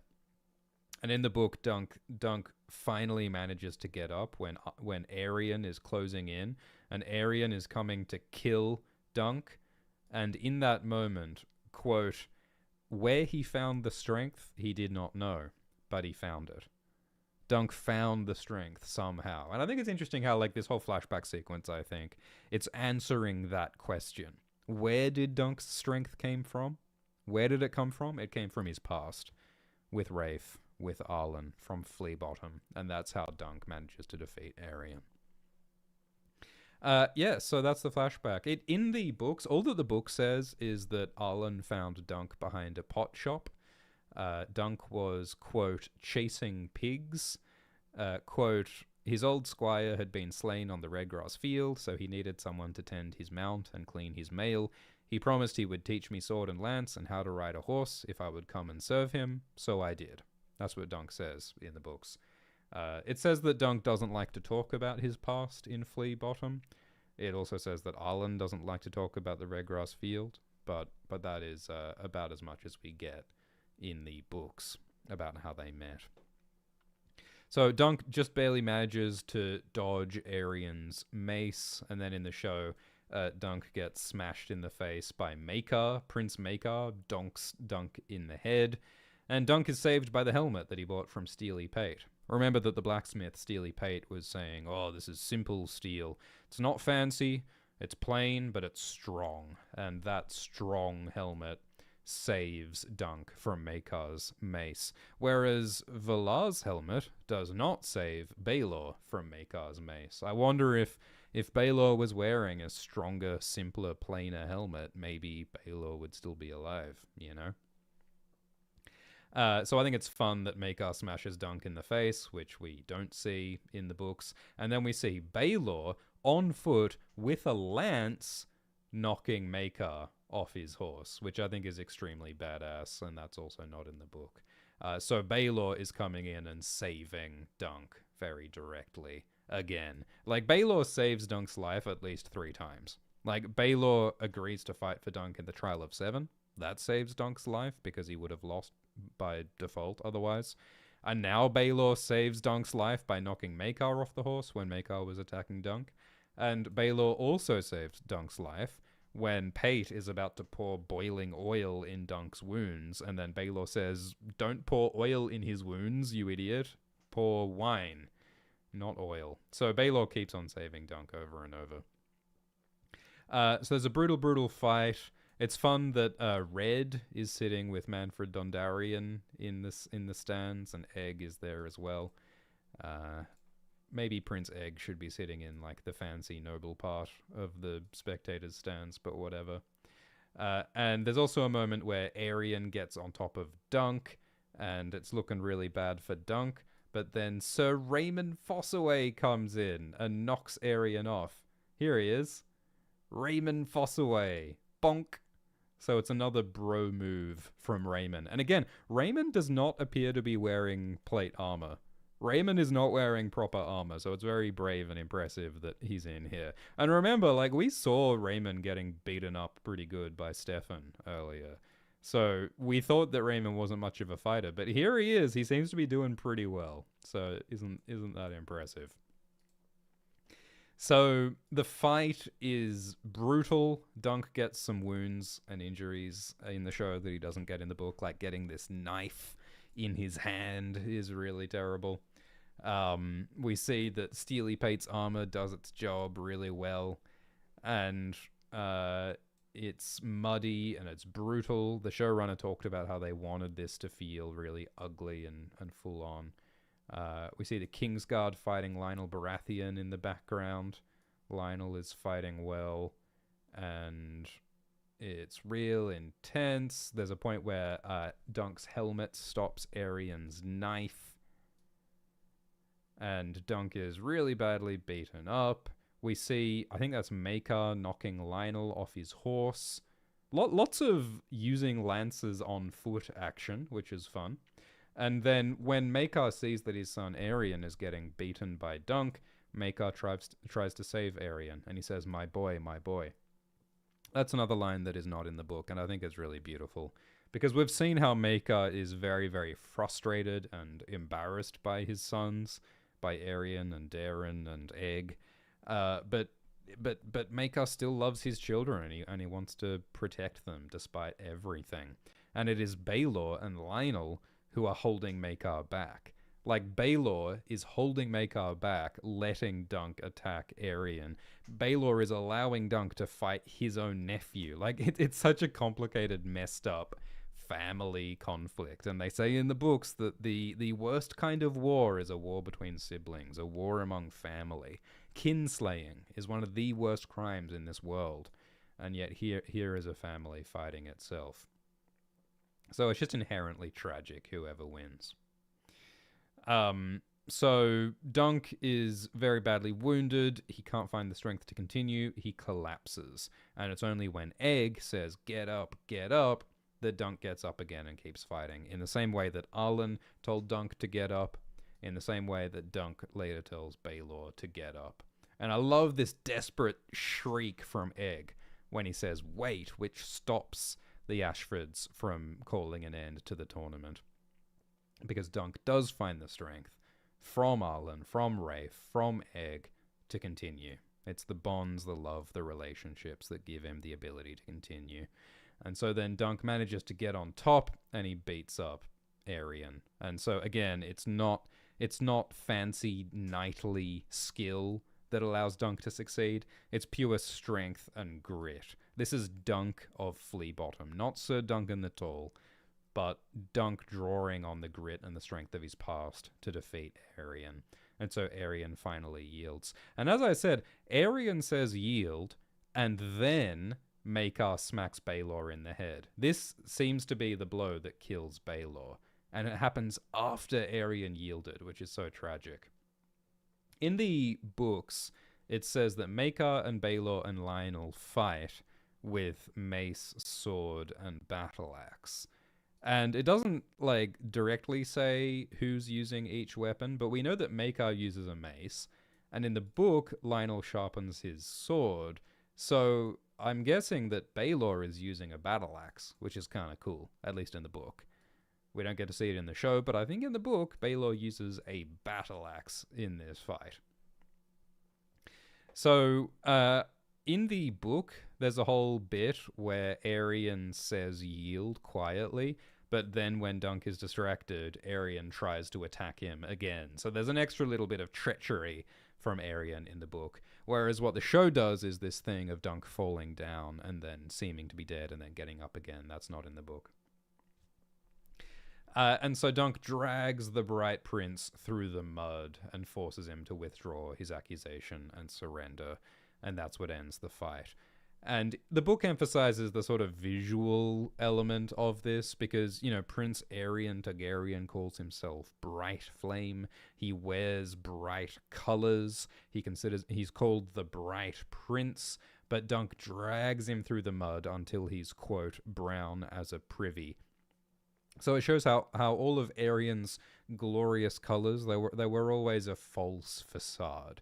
And the brown mud shows him for the rotten, corrupt villain who he really is. And so again, color is used to like characterize these characters, which is really lovely. And it shows how sometimes appearances can be illusory. Sometimes it's a mirage. There's moments when you can hear the crowd cheering for Dunk, which is cool. There's a line in the book where the common people come up and thank Dunk for protecting Tanzel, and Pate says that he's a knight who remembers his vows, and showrunner Ira Parker says that they were going to include that bit in the show, but then Ira forgot. Ira said that he mistakenly forgot to include that line in the show, which I think is a shame because it's an important line that shows how Dunk really is a true knight, despite the fact that he might not really have taken the knight's oath. I think that it slightly almost begins to make up for that by having the crowd chanting for Dunk. Because, you know, like, the flashback showed us the inequality of this world. Dunk came from the bottom of the social hierarchy. He came from the poorest. And so that's why Dunk is a champion of the people, a champion of the common man. He's standing up against the royals and the upper classes for the lower classes and the commoners. And so that's like an important element of Dunk's heroism that I think the show doesn't fully capture, or not in the same way that the book does. So Dunk wins the fight, and he stumbles back to be cared for by Steely Pate and Raymond and Egg. And, you know, another thing that makes Dunk heroic is that even while Dunk is nearly dead, Dunk is saying, is everyone else okay? Dunk is concerned for other people's well-being, not just his own, just like in the book. And he's told that Humphrey Harding and Humphrey Beesbury were killed in the first charge. And as I said, we can see them being killed by the Kingsguard, despite Baelor's plan to deal with the Kingsguard. The book also mentions that Darren may have gotten a broken foot. The book also mentions that Willem Wilde was wounded. But yeah, at this point it seems that the only deaths are Harding and Beesbury. And in the book, Dunk thinks about how, it's great that Darren isn't dead, because that means that Darren's dream about a dead dragon didn't come true. Darren and Dunk were worried that Darren's dragon dream meant that a Targaryen was going to die. Dunk and Darren were worried that Darren was going to die. And so Dunk is relieved that the prophecy's not coming true, but then, tragically, Baelor dies. So this is what George R. R. Martin does with prophecy over and over. The dream comes true, the prophecy comes true, but not in the way that you expect. So Baelor comes in and saves Dunk's life by saying, don't pour oil into his wounds. And Dunk says, I am your man. And so it's Baelor seems to be the one prince, the one politician who genuinely cares. Baelor is the one guy who really actually wants to use his power for good. Prince Baelor is willing to put his own life on the line to protect nobodies like Dunk. He is everything that a prince should be. And he's the heir to the throne, so he should be a great king after King Darren dies. And so it's so incredibly tragic that it's because of Baelor's heroism and his goodness that he doesn't get to become king, because he dies. And I guess in that sense he's similar to Ned Stark, who was also a good, honorable, moral leader who dies. And it's done in the most shocking way possible. Because Baelor seems a bit weird. He's kind of slurring. He's not making a lot of sense. Like, Baelor says, the visor on my helmet is cracked. And it's like, Baelor, you're not wearing a visor. There is no visor on your helmet. Maybe he's confused because he's wearing Valar's helmet. But what we realize is that Baelor's head has been smashed in by Maekar, and the helmet is kind of holding his brain together for the moment, but as soon as they take the helmet off, his brain falls out. In the book, we actually see a piece of his brain fall out of his head because his skull has been totally smashed in by Maekar's mace. And so then Baelor collapses, and Dunk holds the dying prince and says, get up, and Baelor dies. And it's incredibly sad, and it's incredibly tragic. And it's very poetic that, Baelor did the heroic thing, and it saved Dunk, and it's this great sacrifice by the prince and the heir to the throne and the hand of the king, dying for Dunk of Flea Bottom. And so Baelor and Dunk have really done the right thing and the moral thing, but it leads to this terrible tragedy. And so we're left with these questions of, what does it mean? Why did this happen? Why is fortune so inexplicable? Why are the gods so cruel? And that is some reflection that we'll get in the next episode. Dunk succeeded, he survived, but at a terrible cost. And that's the end of the episode. So yeah, I'm going to respond to some of your questions now, and in a bit later, we're going to talk about the spoiler zone, including the surprising spoiler that Egg's actor recently said. But first, I would like to talk about a Japanese car manufacturer. So, in this week's Dunk Time, Glidus and AltShiftX talk about Azora High. Azora High, or the Prince That Was Promised, is the hero prophesied to defeat the White Walkers. And as it happens, Azora High, in the books, was inspired by a real-world god. And this god also inspired the name of one of these Japanese car manufacturers. Can anyone in the comments tell me which Japanese car manufacturer was named after the same god who inspired Azora High? Yeah, alright, Race in the live chat has got it. And if you would like to know which one is the inspiration behind the god in Game of Thrones, you've just got to listen to Dunk Time. In Dunk Time, Glidus and AltShiftX talk about each episode of this show in great detail. I think that Glidus and Swift are a little bit unprofessional, a little bit opinionated, a little bit silly compared to AltShiftX. There are some tangents in there, including about Isaac Newton and numerology. There's now 67 hours of exclusive Game of Thrones talk on Nebula with Glidus and Swift. 6-7, I'm not kidding, 67 hours. And that includes videos about every episode of House of the Dragon and a 22-hour-long episode about Jon Snow, as well as videos about every episode of A Night of the Seven Kingdoms. You can listen to all of this as audio on podcast apps with the Nebula podcast feed, which is linked in the description. So if you'd like to check all that stuff out, along with exclusive videos from heaps of other great creators on Nebula, go and sign up at the link below. It's a good way to support AltShiftX, and if you use my link, you can get 50% off an annual subscription. Nebula is independent, it is creator-owned, unlike YouTube, and so it's a good way to support some creators that you like. Bees in the chat. Okay, so I'm now going to respond to some of your questions, and then we will go into the spoiler zone, so no spoilers just yet.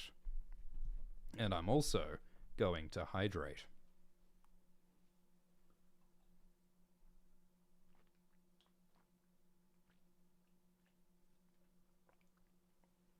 Thank you for the donation from Clexton, who says, have you seen the Fallout series? If so, what do you think? I think I saw the first, 5 or 6 episodes of Fallout Season 1. I liked that Matt Berry was in it. I liked the look of the series. I like how all the creatures and the costumes and the sets were done. I've played, some of the Fallout games, so I'm, kind of familiar with the world. I thought it was a fun show, but I didn't end up finishing Season 1.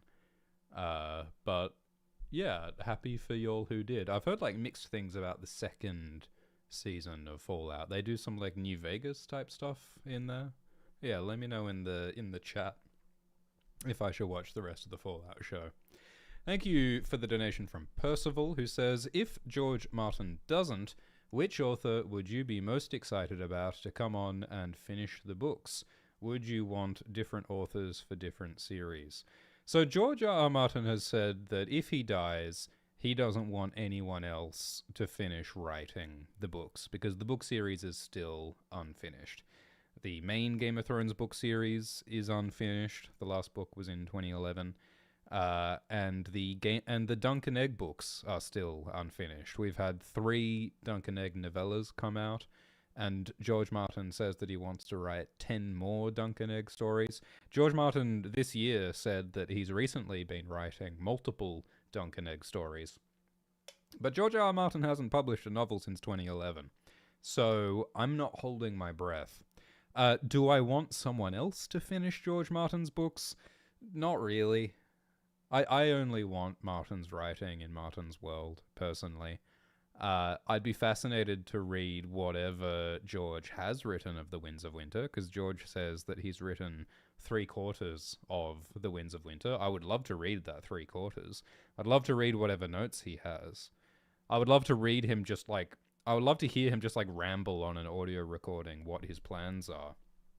But I'm not really interested in a different author's take, because I don't think it would be as powerful if it's not his writing and his words. So yeah, I don't want someone else to finish it. Thank you, Lord Garland Jenkins, who says, have we ever seen more of a pincushion than Sir Dunk the Poked? Yeah, Dunk got stabbed a lot. Arian even, like, threw his sword into Dunk at one point. I thought that the violence was, really powerful. I thought that the fight scene was good. I normally am not, like, a big fan of fight scenes in general, personally, but I think that this was done really well and effectively. The showrunner said that they wanted it to be gritty and grimy and brutal and from Dunk's perspective, and I think that they succeeded on that. So, yeah, I think it was impressive stuff. It reminds me of the fight in House of the Dragon Season 2, Episode 2. That's one of my other, like, favorite, like, all-time favorite Westeros fight scenes, is House of the Dragon Season 2, Episode 2. Thank you, One-Eyed Crow says, have you read George's novels Fever Dream or The Dying of the Light? Both have very Davos Dunk coded protagonists and Rhaegar John Dany coded second main characters. I'd kill for an Alt Shift X video comparing and contrasting them. I have not read Dying of the Light or Fever Dream, which is crazy. I mean, we've been studying these books for over a decade and I haven't read all of George Martin's other novels, which is crazy because, like, the George Martin, like, I've read a lot of the short stories and a lot of them have very strong parallels with Westeros. So yeah, that absolutely is on the to-do list. I mean, I have read some of Dying of the Light, and yeah, it is very, very Game of Thronesy. So yeah, that is high up on the to-do list to study those books as well. I think that would be fascinating. Thank you, Chiefy Smeefy, who says, between Rafe and a certain redhead in Season 2, Dunk clearly has a thing for fiery, free-spirited women. Makes me wonder what made him fall so hard for the quiet, reserved Tanzel, aside from being tall and cute. I mean, hey, why not have crushes on lots of different people? I mean, one thing about Rafe is that Rafe looks a little bit similar to Tanzel, so I wonder if that is part of why Dunk has an instant crush on Tanzel, aside from the fact that Tanzel is considerably taller. But yeah, I mean, I guess, I don't know, I think that George Martin likes adventurous, free-spirited women, because, you know, it's like Ygritte. It's like Jon Snow's crush on Ygritte is similar. So maybe that's George Martin's type more than Dunk's type. Thank you, Sir Kermit the Frog, who says, speaking of editing choices, I think if Season 2 of House of the Dragon got a fan edit, it would be better. Thoughts on if you agree, and what kinds of editing choices you would make. Yeah, so House of the Dragon Season 2 was flawed. There reportedly were budget cuts during production, and House of the Dragon Season 2 was originally going to be 10 episodes, but then they had to change that to 8 episodes. And House of the Dragon was also impacted by writers' strikes and actors' strikes, and that caused certain limitations. For example, when they were filming House of the Dragon Season 2, they were not legally allowed to change the script at all during filming. They had to film word for word what was in the script, when normally you'd be able to tweak the script and maybe improve the script during filming. So House of the Dragon Season 2 was compromised by that, I think. And like the biggest, most obvious problem with House of the Dragon Season 2 is that it doesn't have a finale. They cut the ending off. And so the ending of House of the Dragon Season 2 is very underwhelming and anticlimactic. And it doesn't help that that season was unexpectedly slow. Like Rhaenyra does nothing, almost nothing, in House of the Dragon Season 2. Corlys and Alan stand on the same dock having the same conversations all season. A lot of that was tedious. I also think that there was a lot of good in House of the Dragon. Like, especially, like, House of the Dragon Season 2, Episode 1 and Episode 2 and Episode is it 7, The Sowing of the Seeds? Like, I think there is some really, really, really good stuff in House of the Dragon Season 2. But yeah, it also was very severely compromised by having its finale cut off. And apparently House of the Dragon Season 3 will start with the climax that was meant to be at the end of episode 2. I mean, ironically, all of this is similar to what happened to the most recent main Game of Thrones books, A Feast for Crows and A Dance with Dragons. George R. R. Martin cut off the climax of A Dance with Dragons, and said he's going to put it at the start of The Winds of Winter instead.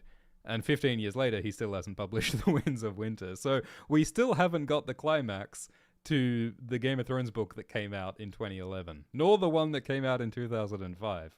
So, I mean, talk about blue balls. I mean, it's been a lot of years, and Jon Snow is still bleeding out in the snow, and Daenerys Targaryen is still having diarrhea in the Dothraki Sea, and it's been that way for the past 15 years. Fortunately, we're not going to have to wait that long for the climax of House of the Dragon Season 2. But it is unfortunate, isn't it? So Kermit, you say that, well, maybe they can do a fan edit of House of the Dragon Season 2. Yeah, I mean, it would be interesting if, you took the climax, the beginning of House of the Dragon Season 3, maybe you could put that at the end of House of the Dragon Season 2, and then maybe House of the Dragon Season 2 would feel better. Maybe. I mean, one of the other things going on with House of the Dragon is that the author George R. R. Martin has voiced his displeasure at some of the changes that House of the Dragon has made. House of the Dragon has made some choices that are different to what's happening in the books. For example, they seem to be cutting this character Nettles, and they seem to be giving Rhaena this dragon sheep stealer instead of Nettles, and there's all these other little changes, and like Blood and Cheese was different. And George Martin reportedly has a terrible relationship with the showrunner Ryan Condal. Abysmal is how George Martin described his relationship with showrunner Ryan Condal.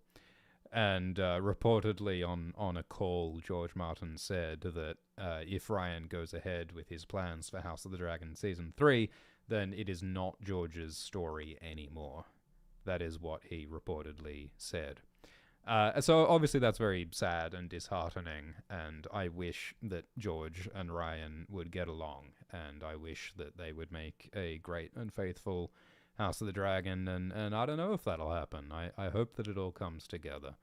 For what it's worth, I think that House of the Dragon Season 1 is fantastic. I think that a lot of House of the Dragon Season 2 is great, but it is also, like, severely compromised by the budget cut and the episode cut to Season 2, so it's a weird, messy situation. Did that answer your question?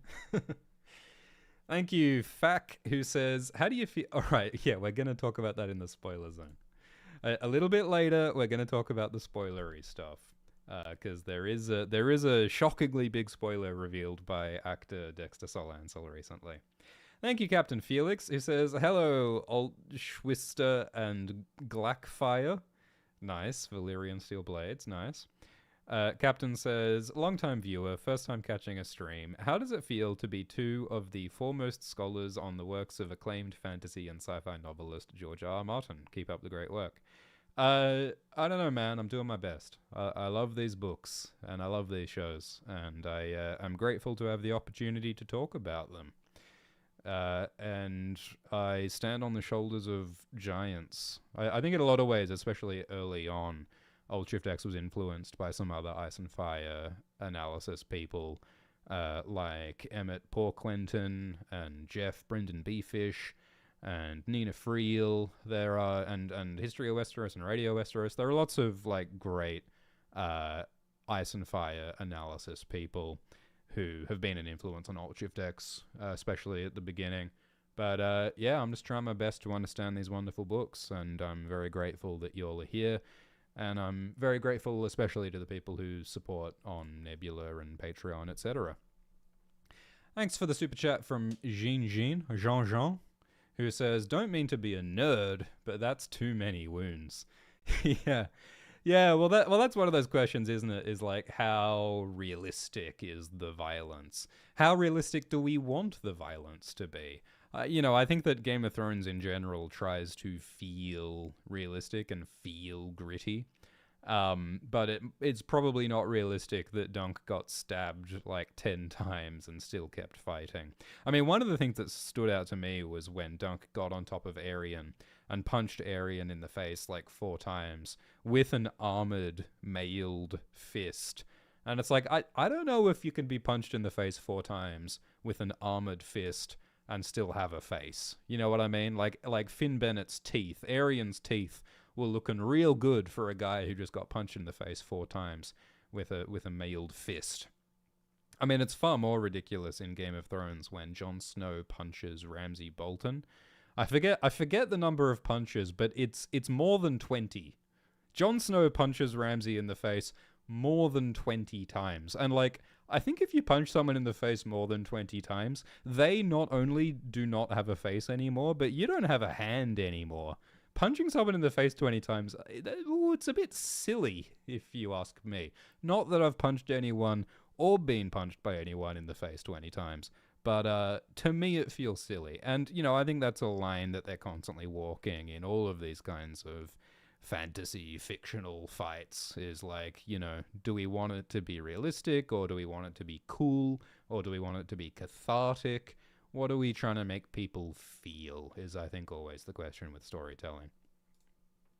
Thank you, Luke Bowman, who says, dunk around and find out. Aerion got dunked on. That's what I know. Thank you, Hoover, who says, I'm not sure the flashback worked as well as it could have. Keeping Sir Arlen relatively mysterious is a good thing in my book. My fear of this season not having as much jousting as I'd like seems to be coming true. Yeah, I thought there would be more jousting, especially with how George Martin talked in the promotion for this show. It really was the jousting in the movie Ivanhoe that inspired this whole book series, Dunk and Egg. It really was the jousting and the excitement and the color and the pageantry around jousting in the movie Ivanhoe that inspired all of this. And so I also would have liked to have seen more jousting. I specifically would have liked to have seen more Lionel Baratheon jousting, because in the book there's all this showboating that Lionel does with laughing and knocking off his opponents' helmets, crests, and throwing them into the crowd. And there's a lot of like very fun, charismatic Lionel jousting shenanigans that we have not seen in this show, which I think is disappointing. I think the Arlen thing is interesting because Arlen in the books seems a lot more normal. Arlen in the books just seems to be this, noble, humble, principled man. But Arlen in the TV show seems to be a little bit of a maniac.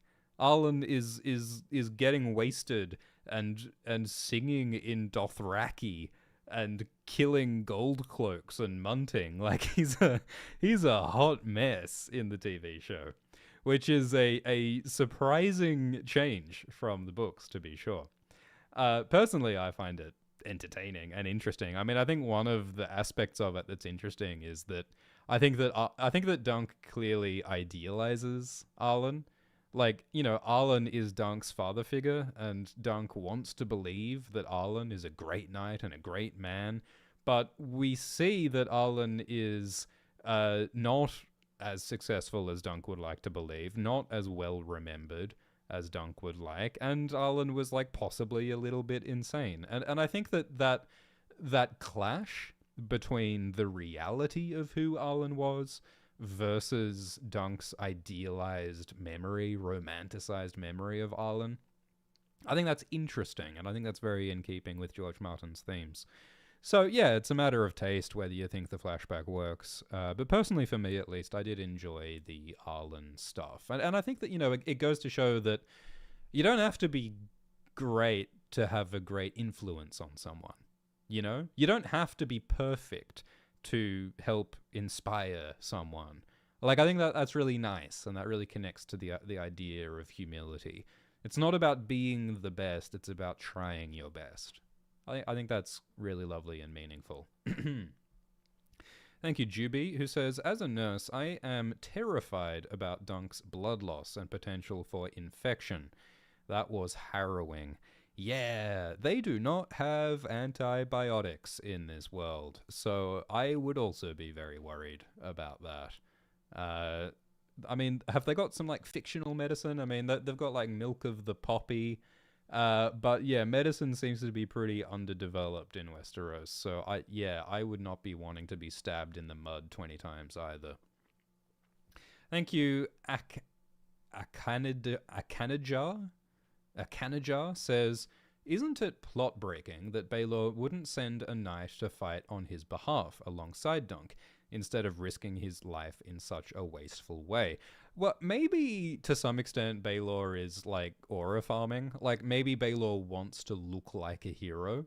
Like Baelor does kind of make an entrance, you know, when he rides in at the last moment and says, I will fight for Dunk because Dunk did the right thing. Like maybe on some level Baelor is doing a sort of calculated political move of trying to look like a hero in front of everybody, you know? Because, like, as we see with the, you know, I'll deal with the Kingsguard, Baelor is calculated and thinks strategically, as well as wanting to do the right thing. And also, remember that Baelor, at least in the books, is said to be one of the most skilled knights alive. Baelor is one of the best warriors alive. So Baelor might be able to do more, and he might be more likely to succeed if he enters himself rather than sending a knight to fight for him. So I think there are reasons why Baelor may choose to go in and fight himself. And also the Kingsguard thing, of course. Like, only a prince can fight the Kingsguard without the Kingsguard being able to properly fight back, you know? So there are a lot of reasons why I think Baelor going in himself makes sense. But yes, like, also at the same time, Baelor absolutely should have some decent fighters in his, like, personal guard or whatever who he should be able to send in on his behalf. I mean, something that we see in other trials by combat is that you can send a champion in to fight for you. Like when Tyrion has his trial of combat and Bronn stands as Tyrion's champion, and then later Oberyn Martell stands as Tyrion's champion. So, like, I guess maybe theoretically Dunk and Aerion might have been able to choose to send in a champion. But yeah, Baelor and Dunk and Aerion go in themselves. Thank you, Big Mike, who says, bees killed by a Kingsguard? As per usual. Yeah, well, in House of the Dragon, we also see a Beesbury killed by a Kingsguard. True.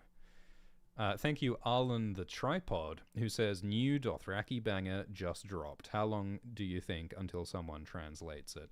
Yeah, so David J. Peterson does... Well, I don't know if he works on this show, but David J. Peterson created a Dothraki language for the Game of Thrones shows. And David J. Peterson, at least in the past, has posted translations of the Valyrian and stuff of House of the Dragon on an archive of our own.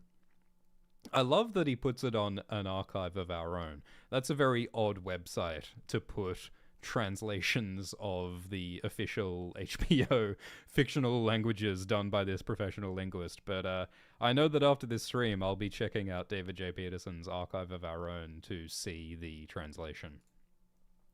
Thank you, Richard Howenstein, who says, the creators have made it a priority to show that Dunk loves and respects animals. Any theories as to why? My theory is that the easiest way to make a character likable is to show that the character loves animals.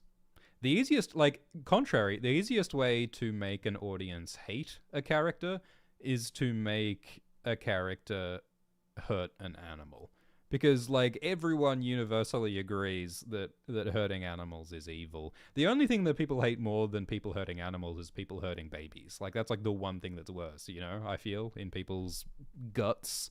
Like, it's like, I mean, does it, like, in John Wick 1, like, doesn't Alfie Allen kill Keanu Reeves's puppy at the beginning of John Wick 1? Because that's just the most powerful way to make you despise Alfie Allen, is to have Alfie Allen kill a puppy dog. Like, it's the most efficient, concise way to make someone a villain, is to hurt an animal. And so similarly, making someone care for animals is a good way to make them a hero. Of course, the goat that young Dunk pats this episode is probably a descendant of Delve the Goat, who was the goat in Harrenhal in House of the Dragon Season 2. That's my theory. Do you think that Rafe skin changes into the goat? There's a theory for you. Rafe the goat. Maybe she'll turn up in season 2. Something something brave companions. All right. Tim Cook in the live chat says, "Who smashed Baylor's head?" It was Maker. Baylor says, "Oh, it must have been my brother who hit me in the head. He's really strong." And then Baylor dies. It's Maker, and that's why it's so beautiful and tragic, because we know that they have such a strained relationship. And there's that sort of question of, like, did Maker accidentally kill his brother, or did Maker kind of maybe subconsciously deliberately kill Baylor because of his jealousy? It's interesting. Thank you, Top Pleb, who says, "Enclosed is enough to buy tickets to Medieval Times dinner and tournament in Toronto, just in case you're interested in seeing some IRL jousting / swordplay while eating half a roast chicken with your hands." There is something about eating roast meat with your hands, isn't there? Look, if I'm near Toronto, maybe I'll stop by Medieval Times dinner and tournament. Thank you very much, Top Pleb. Daisy says, "How is Lionel, our laughing storm? I must know." Well, Raymond says that Humphrey Beesbury and Humphrey Harding were the only people to die in the fight, as well as Baylor. So I think Lionel's going to be okay. Don't worry, Daisy. I think Lionel is okay. Thank you, Johnny Boy, who says, "It took Lionel and Baylor to hold Maker back." Holy crap. Yeah, right? It's so dramatic. Dunk is fighting Aryan, and Makar's trying to save his son, and Makar's brother plus Lionel are holding Makar back. And Makar is a great warrior, so you're gonna need the ultra-skilled Baylor and the ultra-skilled and big and powerful Lionel to hold back Makar. These are some of the greatest warriors in Westeros going at it, and it's a glory to behold. Thank you, SLB, who says, "Lionel says, your bro's gonna beat your ass, homie." Indeed. Thank you, Cassidy, who says, "I really enjoyed this episode, but I was a little bit disappointed we didn't get a green apple Fossaway mention." Yeah, so we have seen Raymond's new heraldry on his shield. He now has a green apple instead of a red apple on his shield. Raymond, like the show has not yet explained that, but perhaps next week we will get some discussion of the Fossaway situation. Big Mike, I will talk about that later in the spoiler zone. Thank you, TTV Flatbed, who says, "Kinda sad we didn't see Darren flopping or Baylor distracting the White Knights, but I guess Ira Parker wasn't lying when he said it was faithfully from Dunk's POV." Yeah, so Ira said that this show is religiously from Dunk's point of view, which is not strictly true, because we do get that bit with Egg training with Thunder. We get a Robin Riesling flashback. That wasn't Dunk's POV. So it's not all Dunk's POV, but this fight certainly was. I agree, I would have liked to have seen Darren the Drunken flopping in the mud. I also think it would have been really good if we got to see Donal and Roland of the Kingsguard. If we got to see their faces at some point before or during the fight, just to remind us that, like, they are characters. Like, this show went out of its way to introduce Donal and Roland, but the show failed to show us that Donal and Roland are also in this fight. Like, yes, like, you know that if you're following closely, but I think it would have been good if we saw, like, a visual reminder of that. So, yeah, like, I agree that it could have been good to see a little bit more of what some of the other characters were doing in the fight, but I think that, like, it was also very purposeful that they were trying to give us the experience of the fight from Dunk's POV, and it's meant to be confusing, it's meant to be disorienting, and I think that succeeded. However, I also think it would have been funny to see Darren getting stepped on by his own horse. That would have been great. Thank you, Jean, who says, "I giggled when Red cheered. Felt every wound and punch in this fight. Sweet Prince Baylor, you were too good, too pure. Forever a Bertie fan now." Yeah, I think that one of the things that made the fight great was the sound design. I think that the crunchiness and the clanging of the metal and the smushing of the mud, I think that sound design does so much good in this fight scene and in this show in general. I think that this TV show is very, very creative with sound and with music, and very playful. There's a lot of funny little sound jokes like when Egg whinnies, when there's a horse whinnying, when Egg goes. I think that was very fun and cute. So there's a lot of good sound design here. Thank you, Howie, who says, with all the Targaryen attempts to bring back dragons, why did none of them ever go to a Shire to look for dragons? Is there any reason in the books or speculation? Well, there is a Targaryen king who does send people to a Shire to try to investigate dragon lore. There is a Targaryen king who does do that. And that leads to various disasters. But yeah, I mean, one of the intriguing things is that we are told that at the beginning of the Game of Thrones books, there are no dragons alive, but we are also shown that there are dragons alive in the Shadowlands around Ashai. When Bran has his vision dream sequence, Bran sees dragons in the Shadowlands, which is like very, very far away in the east. It's like super far away. And there's all this sort of obscure esoteric lore in the world book that hints that, you know, maybe there possibly were, like, maybe dragons originated in some of these eastern areas like Yiti and Ashai. They might have built the 5 forts with dragon flame. There's a fort beneath the High Tower that might have been built by dragons before the Valyrians ever existed. There's all sorts of esoteric lore that hints at that. But yes, Howie, it is logical to go and look in Ashai for dragons for that reason. And there is a Targaryen king who does do that. And we'll talk about that a little bit more in the spoiler zone. Thank you, Rayday, who says, Dunk beating Aerion down reminded me of Jon beating up Ramsay. Yes, I agree, except Jon punched Ramsay about 20 more times. Thank you, Nigel Horbury, my goodness, who says, didn't hear no bell, Dunk being Rocky/Randy Marsh in Westeros. Yep, he just does not know when to quit. Just pure tenacity is what gets him the W. Also hope to see more Star Wars explained videos in the future. The Last Jedi sucks. Alt-Shift-X did make a Star Wars video many, many, many years ago. Almost 10 years ago, we made one video summarizing the first 3 Star Wars movies. I think it's one of the least viewed Alt-Shift-X videos. But yeah, that is a thing that exists. We also did a summary of Hamlet by Shakespeare. We did all sorts of stuff in the beginning days, and I would like to make more videos about odd topics in the future. In fact, pretty soon after this season of Dunk is over, we will be making a lengthy video about a topic that most of you will not see coming. The next big Alt-Shift-X video, it will surprise you what it is about. And the only hint I will give is ook. Thank you, Speedy Boyley, who says that was some of the best combat of any Game of Thrones show. I agree. Thank you, Maya Stoners, who says, love all that you do for this fandom and love your theories/discussions on everything. If you had to fight in a trial of 7, which other A Song of Ice and Fire characters would you choose to take your side? Any characters from any timeline?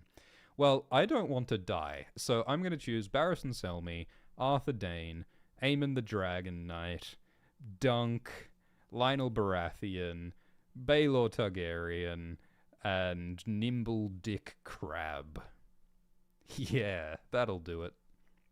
Thank you, Chumpkins, who says, Raymond didn't need armor to beat Stefan. Yeah, isn't it cool that Raymond didn't even seem to have steel plate armor, but he went into battle anyway? That is so badass.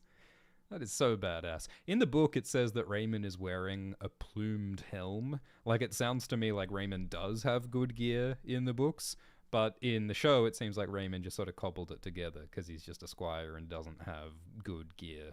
So he's all the more brave. And I also love that Robin Reisling appears to not be wearing a helmet in this episode, which is crazy, but that's what he does because he's the maddest knight in Westeros. Thank you, Valar Martinez, who says, underexplored, Dunk's motive, not exactly to protect innocent Crush Tanzel, other times he doesn't act, passes off as mishap, but right after his first heroic act, Dunk altruistically defends Egg with Baelor. Well, you're questioning Dunk's motives, and I can't fully pass exactly what you're saying, but I think that Dunk's just trying to do his best, man. You can't save everybody, but he did try to save Tanzel. Thank you, Rosamund, who says, I can't wait to see the good side of Makar, humanizing him from the arrogant noble we saw earlier. Yeah, so Makar is maybe my favorite character from the Hedge Knight book, because I think it's really interesting how Makar is kind of a dick, but he also has a humanity to him and he has vulnerability to him, and he's a bad father, but he is also trying. So, like, one of my favorite additions to this show is Makar saying my boy," when he's coming and trying to save his son Arian. I think there's a lot of sort of layers to Makar. He's very similar to Stannis Baratheon, who is also one of the most layered, interesting characters in Westeros. So I'm a big fan of Makar, and yeah, we will talk next week about what the final episode of this season does with Makar. Thank you very much to Tekking, who says, R.I.P. Humphrey Beesbury. Yes.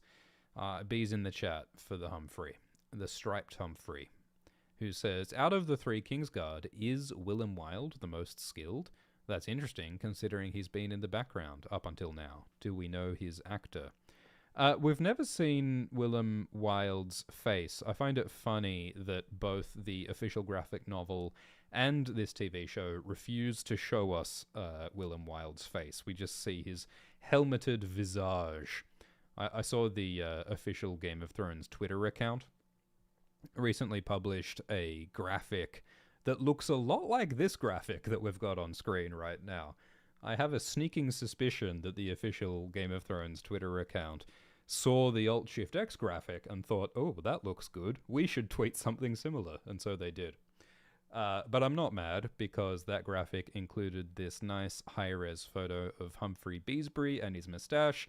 And yes, it includes Willem Wilde. So this might be the best shot we ever get of Willem Wilde. I don't even know if... Like we do briefly see Willem Wilde in the background when we see Donald and Roland, but we've never seen his face properly. And yeah, I don't know who the actor is. I don't think the books say who is the best fighter among Donald, Roland, and Willem. It just says they're all great. They're all supposedly among the best knights in Westeros. And based on the lineup, I believe it is Roland and Willem who kill Humphrey and Humphrey. But I don't know which is which. That's the only two I'm not sure about in the exact lineup of things. But you can see that based on the lineup, it was Robin Reisling who knocks Darren the Drunken off his horse. We do see Raymond and Stefan fighting each other. It is Lionel and Donald charge against each other in the beginning.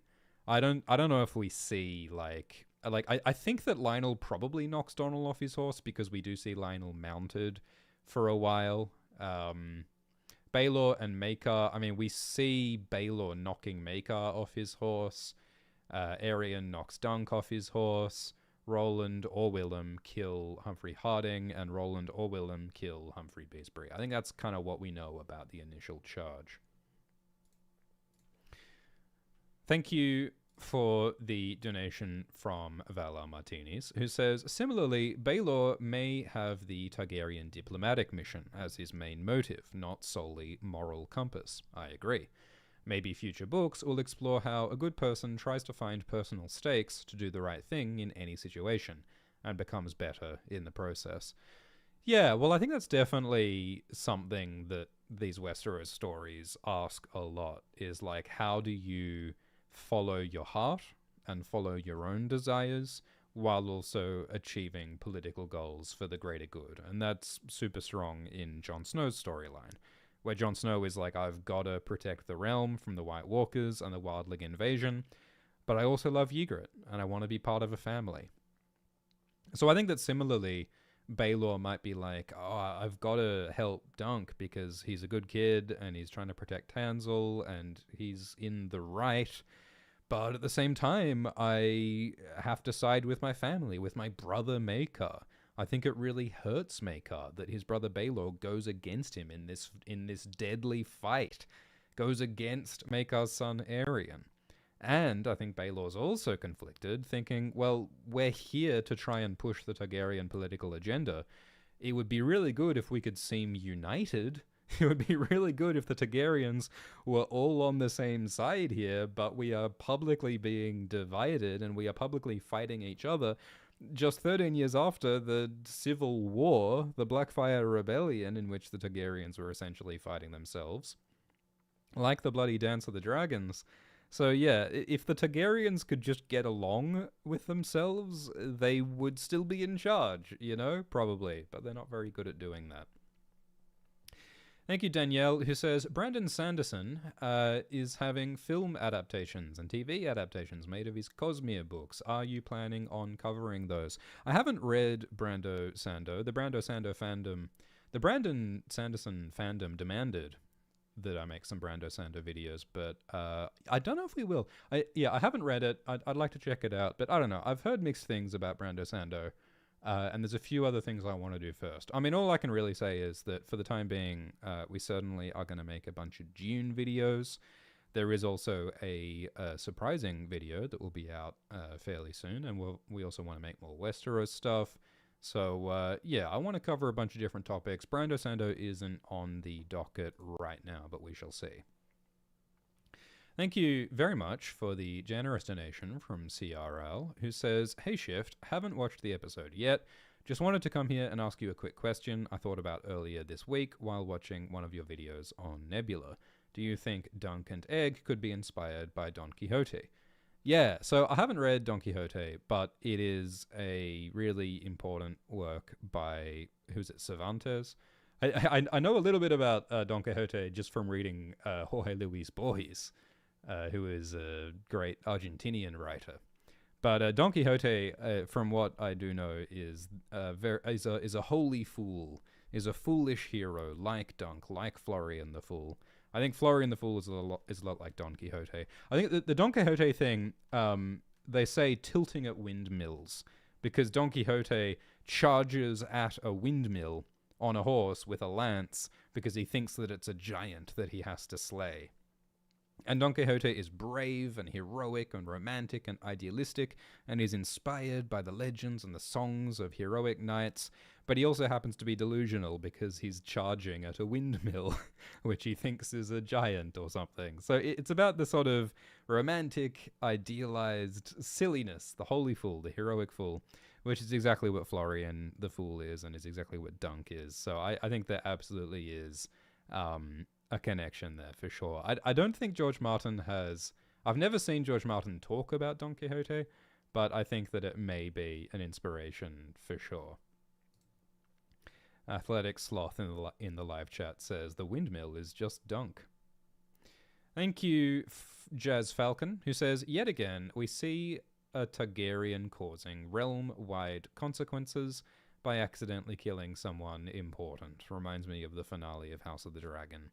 Can't wait for Dunk Time. Well, Dunk Time is out now. Nebula.tv/AltShiftX or Nebula.tv/AltShiftX.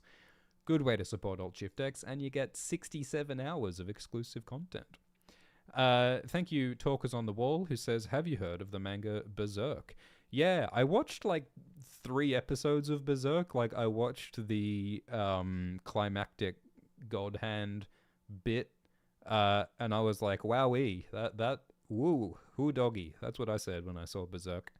I don't really intend on watching Berserk or reading Berserk right now, but it does seem interesting, and I think it does seem George Martinian. Something that I did watch recently was Attack on Titan. I haven't watched many anime. But I did watch Attack on Titan, and I did think that Attack on Titan is really good, and I also think that it is inspired by Game of Thrones, and you can listen to a video about Attack on Titan at nebula.tv/AltShiftX. I did a little video about it exclusive to Nebula and Patreon, so if you want to check that out, you can on Nebula. Sign up, link in the description. Thank you. Thank you, Gerald's 2 cents, who says, maybe Dana poisoned... I'm getting so good at the segues. Thank you, Gerald's 2 cents, who says maybe Dana poisoned Viserys II for usurping her and urged Aegon IV to legitimize her son, Daemon Blackfyre, kind of like a Cersei and Alicent. She had a motive. Okay. So, the Blackfyre Rebellion happened when Daemon Blackfyre tried to take the throne from King Daeron II, who is the current king and the father of Baelor and Maekar. And there's some ambiguity about why Daemon Blackfyre rebelled. Some people say that it was more the knight Quentin Fireball, who convinced Daemon to rebel. But also one of the possible players is Daemon's mother, Dana the Defiant. And there were some people earlier on who argued that Dana should inherit the throne, that Dana should be Queen of Westeros. But instead, Viserys II became the king. And then Viserys died young, which is a little bit suspicious. So some people think that Viserys might have been murdered. So, yeah, I mean, Gerald, I think that's a perfectly reasonable theory that maybe Dana poisoned Viserys.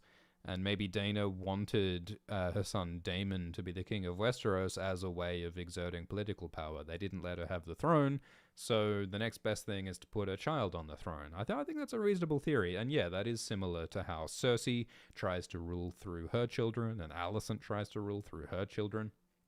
Often when women are excluded from having power directly, they rule through their children in this world. So yeah, that's a fun theory. I like it. It would be cool to make a video analyzing a bit of that era of Targaryen history. Thank you, Mason, who says, if knights are so well respected by everyone in Westeros, how come hedge knights aren't?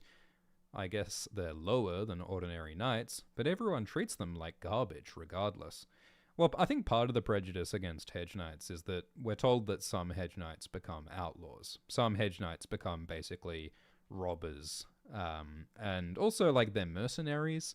So I imagine that some hedge knights sign up to do bad things. Like, Arlen in the books talks about how hedge knights can choose who they fight for. And so Arlen chooses to fight for good causes, and he tries to do the moral thing.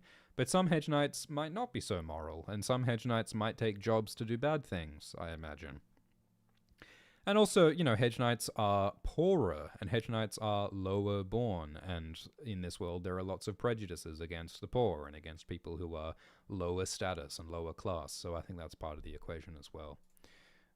Thank you, House Swift. We will talk about that bit in the spoiler zone. Thank you, Jean Burnett, who says, I know that Aerion is a little shit, but it got me when his father Maekar rushed to help him and yelled, my boy. Yeah, I agree. I think that was a wonderful addition to the show that wasn't in the book. Because Aerion's a little shit, and Maekar's a bit of a dick, but they still are family, and he doesn't want to see his son killed in front of him. Thank you, Aber, who says, loved the episode, but thought that Dunk's injuries were a bit too much. Can't buy him standing up after being impaled at the beginning of the fight.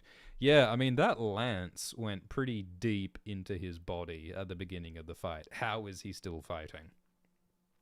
Yeah. It's always a balance between, like, realism and coolness and intensity, isn't it? It's a hard balance to get right. I thought they mostly did a really good job. I feel like Dunk should have punched Aerion in the face a little bit less, and maybe Dunk should have been stabbed a couple fewer times, but mostly I thought it was very powerful and effective.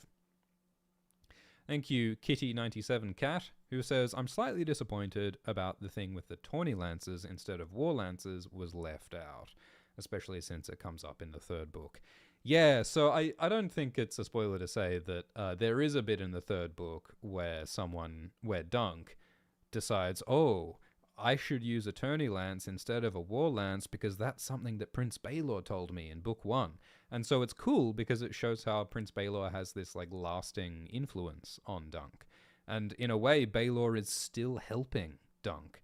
In a way, Baelor is a mentor and almost a father figure to Dunk in a similar way to Arlen.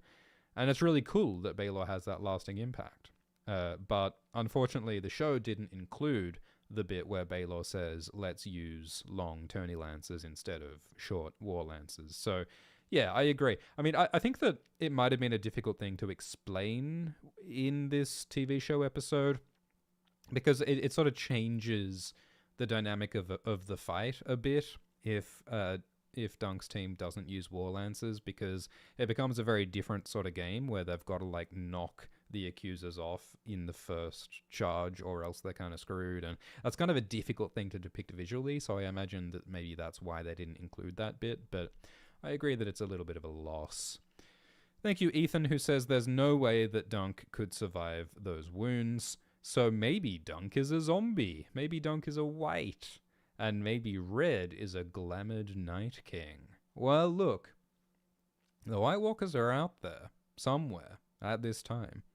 What are the White Walkers up to? Who knows? All I can say is that Peter Claffey has blue eyes. So maybe he's a zombie. Thank you, Jeff, who says, I didn't see Dunk use his shield. Yeah, well, one of the ironies of all this is that Dunk went to all this effort to get Arlen's shield, and then he's told that he needs to use a different heraldic device on his shield because he doesn't have the right to use Arlen's cup sigil. So Dunk went to Tanzel and said, hey Tanzel, could you please paint a new device on my shield? Could you make it an elm and a tree and a star and a sunset? And Tanzel's like, sure. And then he saved Tanzel, and Tanzel leaves, but Tanzel leaves the shield with Pate, and then Pate is like, here's the shield, and also I upgraded the shield. And Dunk is like, how much do you want me to pay you for the upgrade to the shield? And Pate says a copper, and then he has the shield, and he goes to the thing, and then and then after all of that hassle, after all of that, Dunk's shield instantly gets smashed by Arian's lance and is useless. After all of that, the shield didn't achieve anything, and there's a sad shot of Dunk's beautiful, detailed, painted shield smashed in the mud after Arian smashes it. So it is sort of ironic and ridiculous and sad that the shield turns out to be kind of useless. Or, I guess you could also say that, it's the fact that the shield was strong that might have stopped Dunk from instantly dying. Like, maybe if the shield wasn't so strong, maybe if the shield wasn't so lucky with that shooting star, maybe Dunk would be dead. So maybe it saved him. I don't know. Thank you for the donation from Nolan the Grey, who says, where is House Beesbury during the events of Game of Thrones? So the Beesburys support Renly Baratheon at first, and that's like kind of all we know, I think. Lord Warren Beesbury is the Lord of Honeyhold currently. And so I guess he might be supporting Stannis now. The Beesburys aren't very important right now. Well, one of the things that does happen with the Beesburys in the rule of King Jaehaerys, so before House of the Dragon, a Beesbury has sex with a Targaryen princess, Sarah, and it's a big scandal because Sarah is young and unmarried. And so Braxton Beesbury, Stinger, has a trial by combat against King Jaehaerys, and King Jaehaerys kills Braxton in single combat, which is dramatic. That's one of the other notable Beesbury moments. But there's a lot of these like houses that are important in one period of history that aren't as important later on in history, like the Velaryons. The Velaryons are super, super important, like during the Dance of the Dragons, but they're pretty irrelevant in the main Game of Thrones time period, and I guess that's a bit like real history. I mean, I think what's unrealistic probably is the fact that so many of these houses exist continuously for 300 years or even for thousands of years. Like, House Stark is meant to be like more than 8,000 years old, which is like older than, Egypt, older than the pyramids, and they're like still the same family. Like, really? Like, the Lannisters have their distinctive blonde hair after all these years, all this intermarrying. I mean, if you look at like who the Targaryens marry, like Daenerys is only like 12.5% Targaryen at this point with all the intermarrying that they did, even after all the incest. So the whole idea of like bloodlines doesn't really make any sense, which I think is something that George is kind of deliberately saying, because of course the idea of bloodlines being important is nonsense, Like, of course you shouldn't have a right to political power because of your blood. Of course you shouldn't. Thank you, BuffyBot, who says, "In the name of the mother, I charge you to protect the young and innocent. Dunk keeps the vows. Even if Dunk never swore the oath, he keeps the vows of knighthood." Thank you, Dark Shuriken, who says, "First super chat ever. Glad it's going to you. I look forward to these as much as the episodes themselves. Wish the episode focused only on the fight." I mean, it would have been a pretty short episode if it only focuses on the fight. Something to be aware of is that the show has now adapted, like with this 5th episode, the show has covered almost the entire book. Like at this point, there's like 5 pages left in the book at this point. So I think it's an interesting question. What will happen in the next episode? Like, there's only like 5 minutes of book left in the book at this point. So they're going to have to add stuff if they're going to fill up a 30-minute episode of TV. Thank you, BDDY, who says, "This series has been amazing. The episode got me emotional. Maybe the best in Game of Thrones TV. Do you think they're saving the vows line for the last line of the season?" Yeah, well, I think it was a shame that they didn't include that bit where the commoners thank Dunk and call him a knight who remembered his vows. We shall see. Thank you, Kyraf, who says, "Not a single clout in the ear dealt." I mean, one of the fun things about Dunk and Egg is that Dunk is constantly threatening to clout Egg in the ear, to hit him in the head for being insolent and disobedient. But Dunk never actually does hit Egg. It seems like Arlen did hit Dunk, but Dunk doesn't ever hit Egg. He just threatens to in a kind of joking, friendly way, you know? Because, I guess hitting children is not a very charismatic thing to do. Thank you, Kengan King, who says, "Love your analysis." Thank you, Vala Martinez, who says, "Dunk keeps hitting Aryan after visor up. If less vindictive, fight would end sooner, Baelor still alive. Whole episode showing violence bad." Yeah, you're right.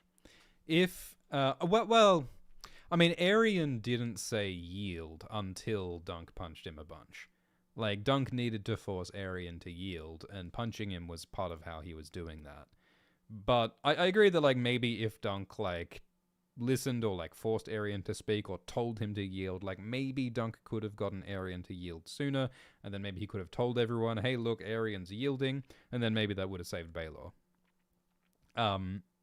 But, you know, there's a moment in the book where Dunk is on top of Aryan and beating him, and he looks at Aryan's eyes, his purple eyes, his scared purple eyes, and Dunk thinks, "Ooh, I'd really like to pluck out one of his eyes and squash his eyeball like a grape."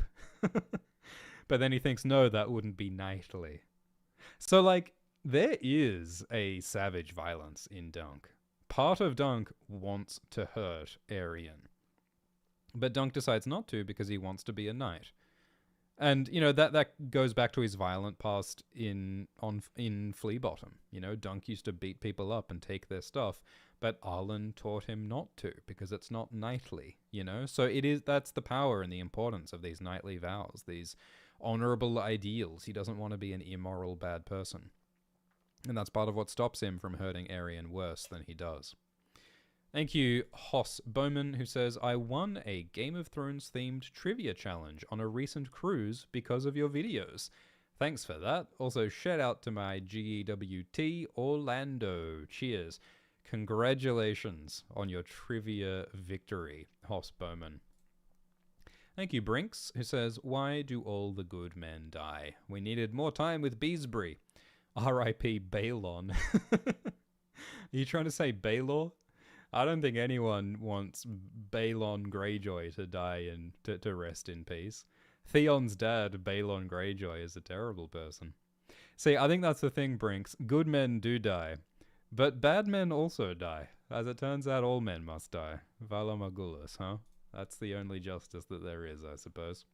Thank you, Larocchio Socksoff 420, who says, "The funny thing about prophecy is that it's unavoidable.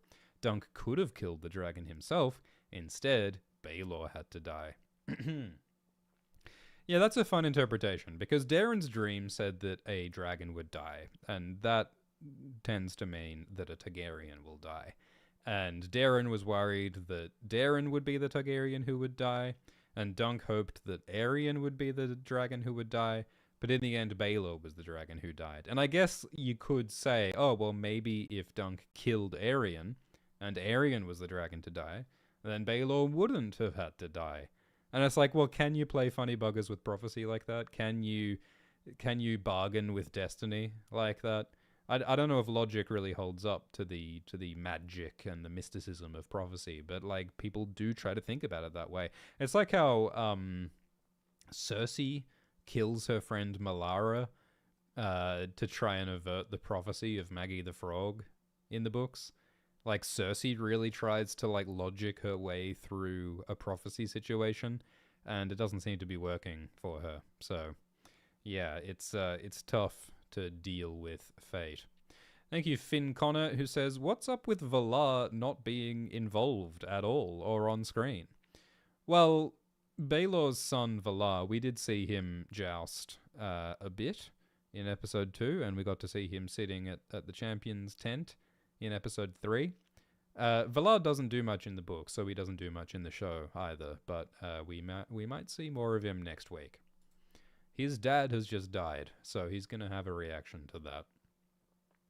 Thank you, Logi, who says, "During war times, do squires follow their knight into battle like Podrick did? I recall Jaime being knighted after some battle."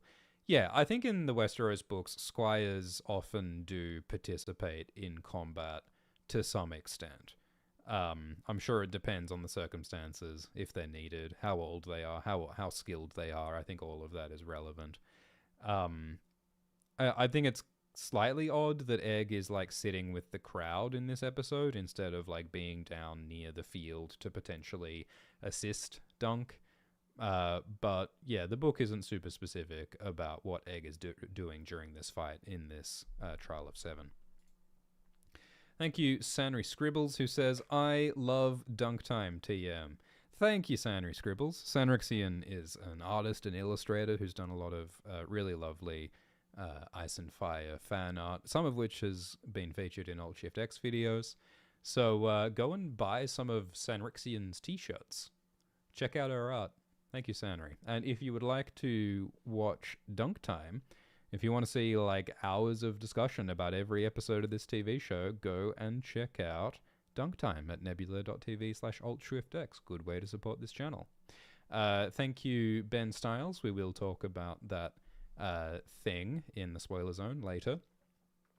Thank you, Shill Panator, who says, "That was heartbreaking. Baelor was my favorite, like Ned. The good ones always die." Don't worry, Shill Panator. The bad ones die too. Thank you, Tim, who says, "Not gonna lie, it feels overwhelming of how down-to-earth show with no homework. So has a significant event in Baelor's death, the start of the events, leading to where things are set in the start of Game of Thrones."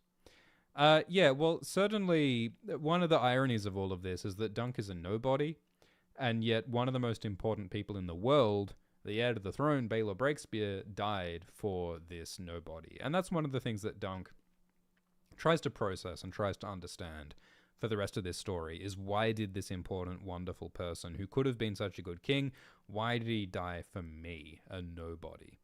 That's one of the important questions here. Thank you, Neko, who says, "Source tells me Baelor is stable, please God." Do you think he's okay? Do you think a band-aid will fix the giant hole in his head?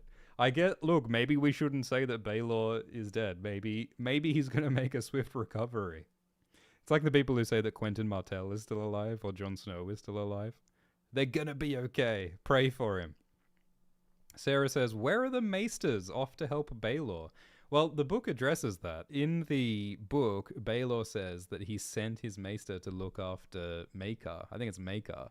And he says that after my maester is finished treating Maekar, I'll send my maester to treat Dunk. Baelor is sending his doctor to help other people instead of helping himself because he's such a good guy. But ironically, Baelor is the guy who really needs medical attention because his brain is leaking out of his head. So, Sarah says, "Who has Dark Sister and Blackfire?"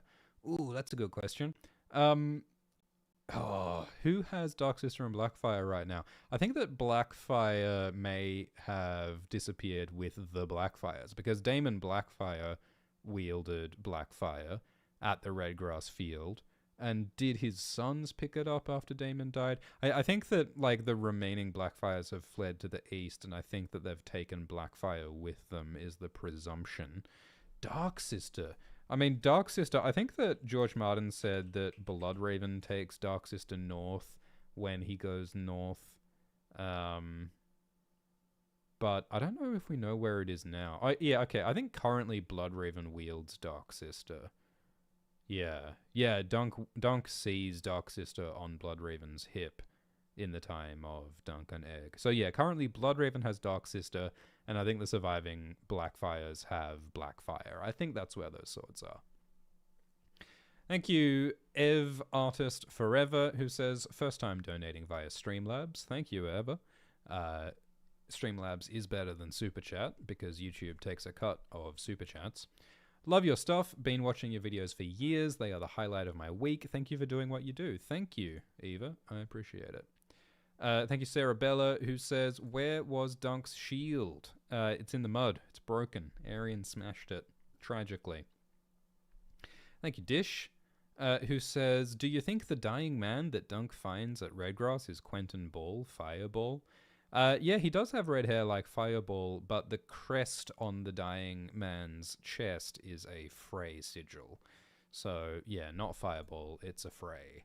Maybe it's Walder Frey's great-great-great-granduncle. Or just granduncle. Walder Frey is actually alive at this point, I think. I think Walder Frey is already alive. Thank you, Jarek, who says, I'm curious how Bloodraven's magic is so strong when magic has supposedly left / is leaving Planetos. Are the old gods still powerful while blood magic becomes weak? George R. R. Martin has never explained the magic system in much detail. George prefers to keep the magic stuff mysterious and vague.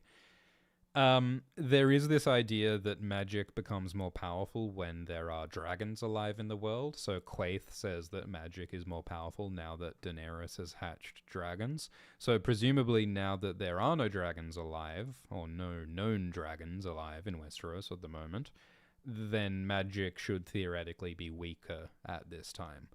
And I think that lines up with what we see. I mean, like, Bloodraven is alleged to be a sorcerer at this time, and people claim that magic guides Bloodraven's arrows, but we don't really see any evidence of that. There is a later Dunk and Egg book where Bloodraven does do some magic, so Bloodraven is capable of some magic, even though there is theoretically less magic in the world at this time.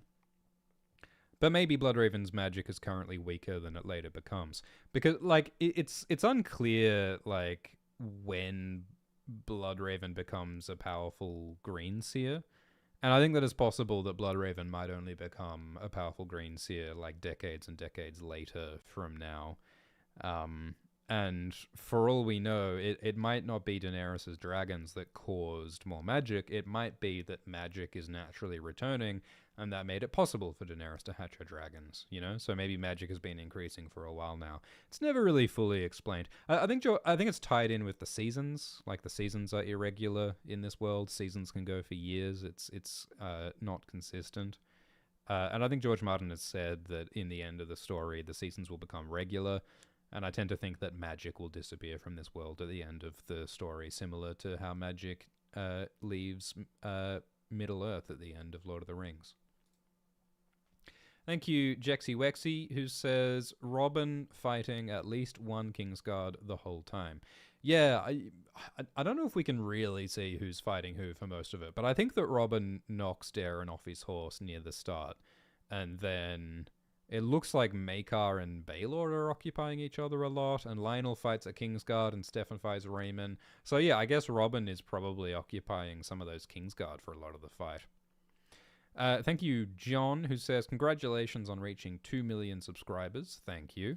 Do you ever plan on doing a face reveal? A face reveal. I don't think I'll ever do a face reveal, but maybe Alt-Shift-X will do a face reveal. Alt-Shift-X does look a little bit similar to me, but not the same. I'm much handsomer. Thank you, Fack, who says, do you think it more likely that Sir Arlen never attempted to knight Dunk, or do you think that he tried to do so on his deathbed but died partway through? Which do you think would be more thematically appropriate? Yeah, so the books leave it ambiguous. The books never explicitly say whether Arlen knighted Dunk, but the books very strongly hint repeatedly that Arlen did not knight Dunk. And so the books never tell us why Arlen did or didn't knight Dunk. I think that there's lots of different reasons we could think of. I mean, I kind of like the idea that Arlen chose not to knight Dunk because Arlen knows that the life of a hedge knight is tough and violent. And I think especially in the TV show, we see the trauma of being a knight, and we see how the trauma of being a knight has kind of broken Arlen's brain. Like when he's like getting blackout drunk and speaking in tongues. It seems like being a knight has like not been good for Arlen. Like maybe being a knight, maybe Arlen has done good things as a knight. I mean, Arlen has helped people. Arlen has at the very least helped Dunk, but it's not a good life for Arlen, I don't think. And so maybe Arlen is thinking that, well, maybe I shouldn't make Dunk a knight because maybe Dunk will be better off if he's not a knight. Maybe that's part of what Arlen is thinking. I think another idea is that maybe Arlen wanted to knight Dunk, but he literally couldn't remember the words because he was drunk and then he died or something like that. You know, when Arlen shrugged in the previous episode, it kind of looked like Arlen wanted to knight Dunk, but like couldn't remember how or something. So I think it's an open question, and I think we'll discuss it more next week. We might see what gets revealed next week. Thank you, Jess, who says, the Ironwoods siding with the Blackfires always gave me leopard ate my face vibes. The Blackfires hate the Dornish. You are no exception just because you hate the Martells. Yeah, I mean, rebellions make strange bedfellows, because I think what Jess is saying is that a lot of the people who supported the Blackfires, they did it partly because the Targaryens, King Daeron, had married a Dornish woman and made all these alliances with the Dornish and gave the Dornish special political privileges. And some houses, especially Stormlanders and Reachmen, who have been fighting the Dornish for thousands of years, were pissed off about that. They didn't want the Dornish to be privileged when the Dornish were their enemies. And so it's implied that those are some of the houses that rebelled against the Targaryens with the Blackfires. But yeah, the Ironwoods are Dornish, and yet they sided with the Blackfires. They are a Dornish house that sided with the anti-Dornish rebellion. And I think that's just one of those things. I mean, it's sometimes in real world geopolitics, you get like, Iran and Russia and North Korea and China making friends in ways that don't always make sense, but they're just like the America Club, you know what I mean? Rebellions make strange bedfellows, so that includes the Blackfires. It reminds me of like the second Dune book. The second Dune book starts with a very hilarious assemblage of completely random characters who have nothing to do with each other and nothing in common, but they're all conspiring together because they have a common enemy. So, common enemies make strange allies, I guess. Thank you, That William, who says, what are your thoughts about Brienne's lineage? Do you think Dunk is an ancestor of Brienne? Surely Dunk married someone if Dunk had children, but it must have happened before his vows. Yeah, well, we might speculate about that a bit later. I mean, look, some people like the idea that Dunk is an ancestor of Hodor, and maybe Dunk had sex with old Nan. Maybe Dunk hooked up with one of his various crushes from the later stories. I think many things are possible. But yeah, we'll discuss Dunk's future in the spoiler zone at the end of this stream. Thank you, Matthew, who says he could vanquish Duncan the Tall, but not Dunk of Fleabottom. Yeah, I think that's why they showed us the whole Fleabottom flashback in this episode, was to show us where Dunk came from and where he got the strength and the grit to do this. Thank you, Vala, who says that the Queen's wine is sour, like sour grapes. I don't know if Rafe was talking about the Queen's wine or the Queen's pee, but I'm guessing pee, because this show loves to bring up bodily fluids. This show has so far added pooping, burping, farting, vomiting, spitting, pretty much every kind of gross bodily fluid this show has added to the story. So if that Rafe line about the wine was about piss, I think it was probably about piss. Thank you, Jess. It says, the Blackfires are so dumb and anti-intellectual that they don't even know how many legs their own sigil has.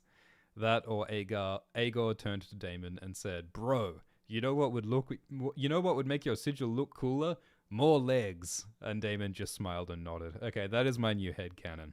Yeah, we mentioned that the leather that Dunk tries to sell to the armorer in this episode, the armorer rejects it. He says that it's Blackfire leather because it has the black dragon on it, the symbol of the Blackfire rebels.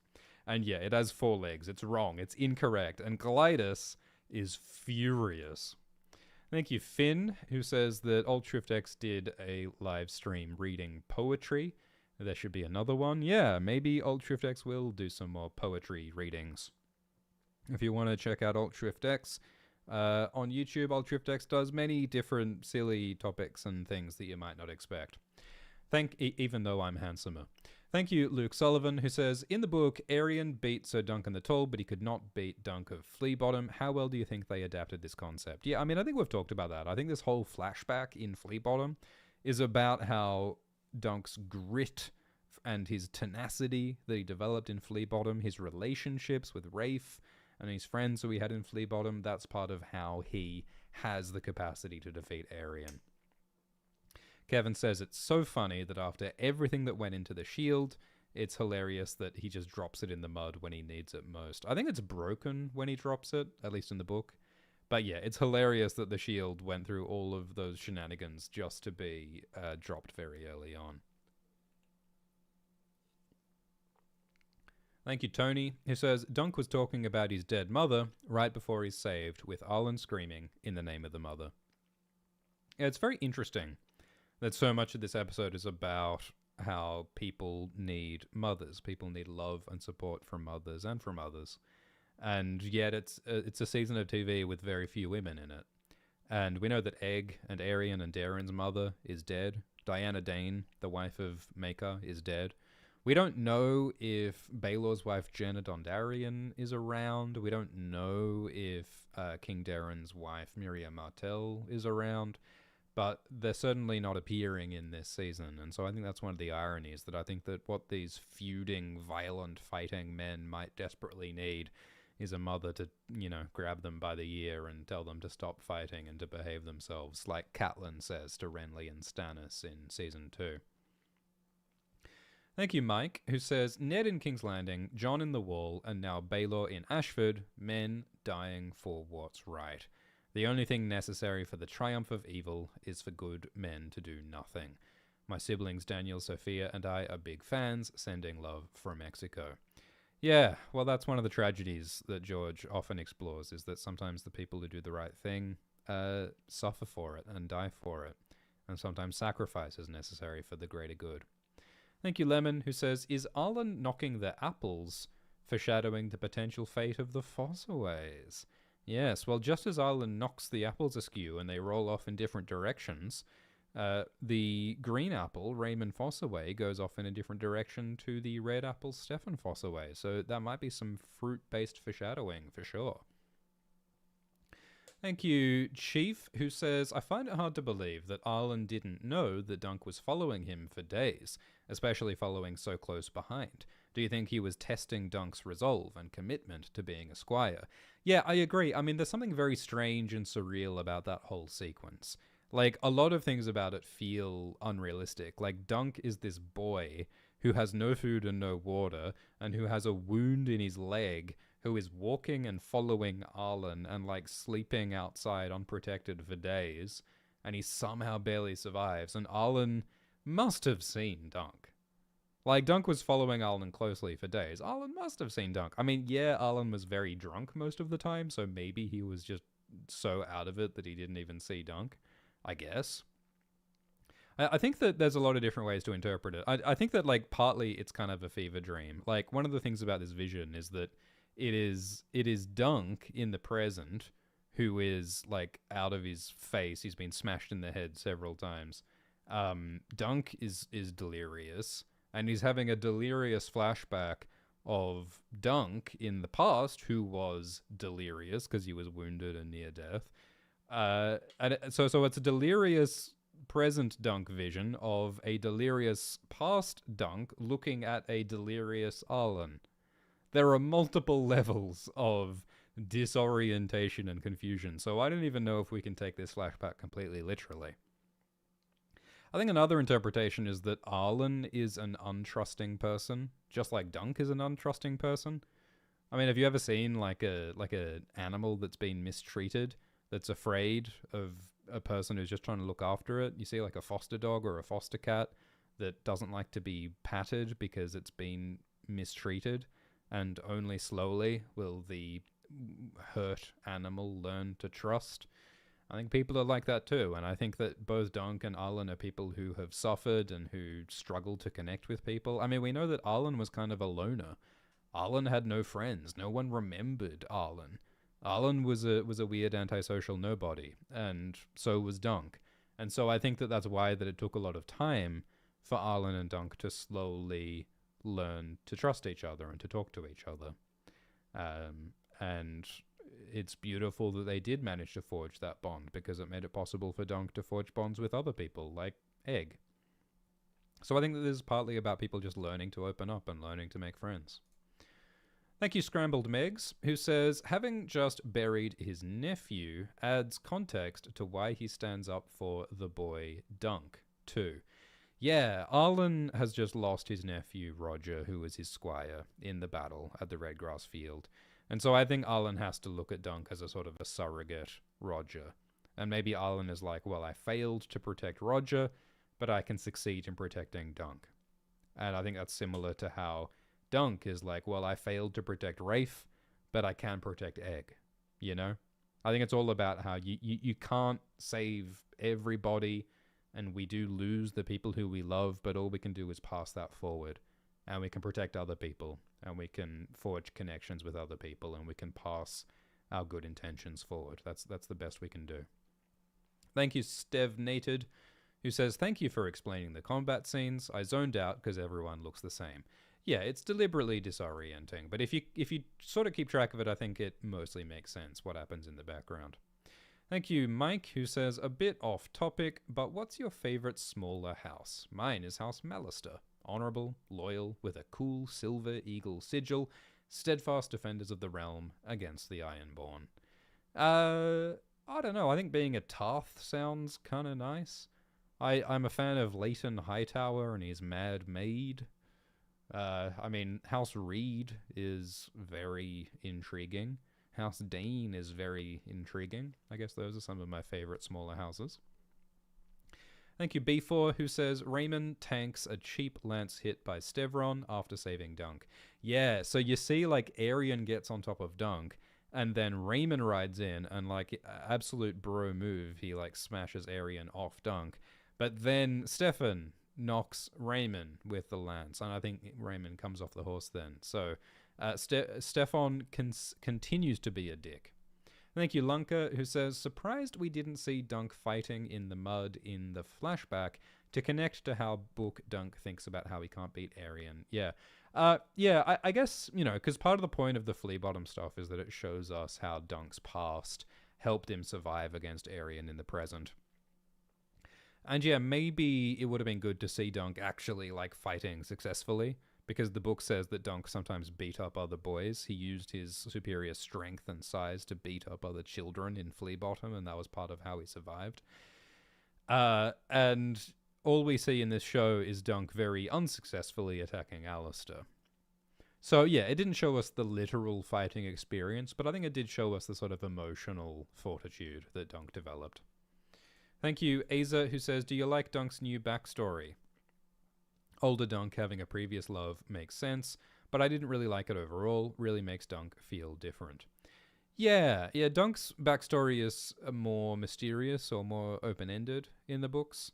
Do I like it? Yeah, look, I feel that the Rafe thing is a little bit cliche. I feel like the backstory of the protagonist loved a girl, and then thugs killed the girl, and then he went on to be a fighter and a hero. I think that's a very familiar trope that we've seen a lot of times. It's not the most creative thing that they could have done. So the Rafe part, I think, wasn't all that creative, but I did like the Arlen stuff. Thank you, Danig, who says, did you know that the Fool in Tarot is typically read as the beginning of a journey or the start of a new chapter? Maybe that's another parallel between Florian and Dunk. Yeah, Dunk's foolishness begins his story. This is very much the origin story of a hero. And I think that, as Dunk grows up and has more adventures, he will become less of a fool. I think that you can't be a fool forever. I think you got to get wise in some ways as you get more experienced, for sure. But or maybe that's not true. I mean, maybe what is unique about Dunk is that even though he has all of these horrifying, disillusioning experiences, the death of Rafe, growing up in Flea Bottom, the death of Baylor, maybe Dunk still has a core of idealism and naivety after all those years, maybe. Thank you, Prince, who says, kind of annoyed I knew how the tourney turns out. Normally a show-only guy, but still got me. Shaking and crying. What an episode. You the best, Shift. Thank you, Prince. Yeah, I mean... yeah, I wonder what it would be like to watch this show not having read the books. I'm sure the death of Baylor would have been a great shock to everyone who didn't know that was going to happen. Thank you, Polar, who says, why did Arlen choose not to knight Dunk? You'd think that 10 years of squiring would be enough to earn it. Could Sir Arlen also be lying about being a real knight? Yeah, as I said, I kind of like the idea that Arlen didn't want Dunk to be a knight because being a knight is dangerous and tough and maybe not the best life. But I think that's a cool idea as well, Polar, that maybe Arlen wasn't really knighted, and for the same reason that Dunk didn't want to knight Raymond, because Dunk's not a real knight, Arlen didn't want to knight Dunk for the same reason. He didn't want to pass on something false. But of course, if you go back far enough, like, if everyone has to be knighted by someone, who was the first knight? Who knighted the first knight?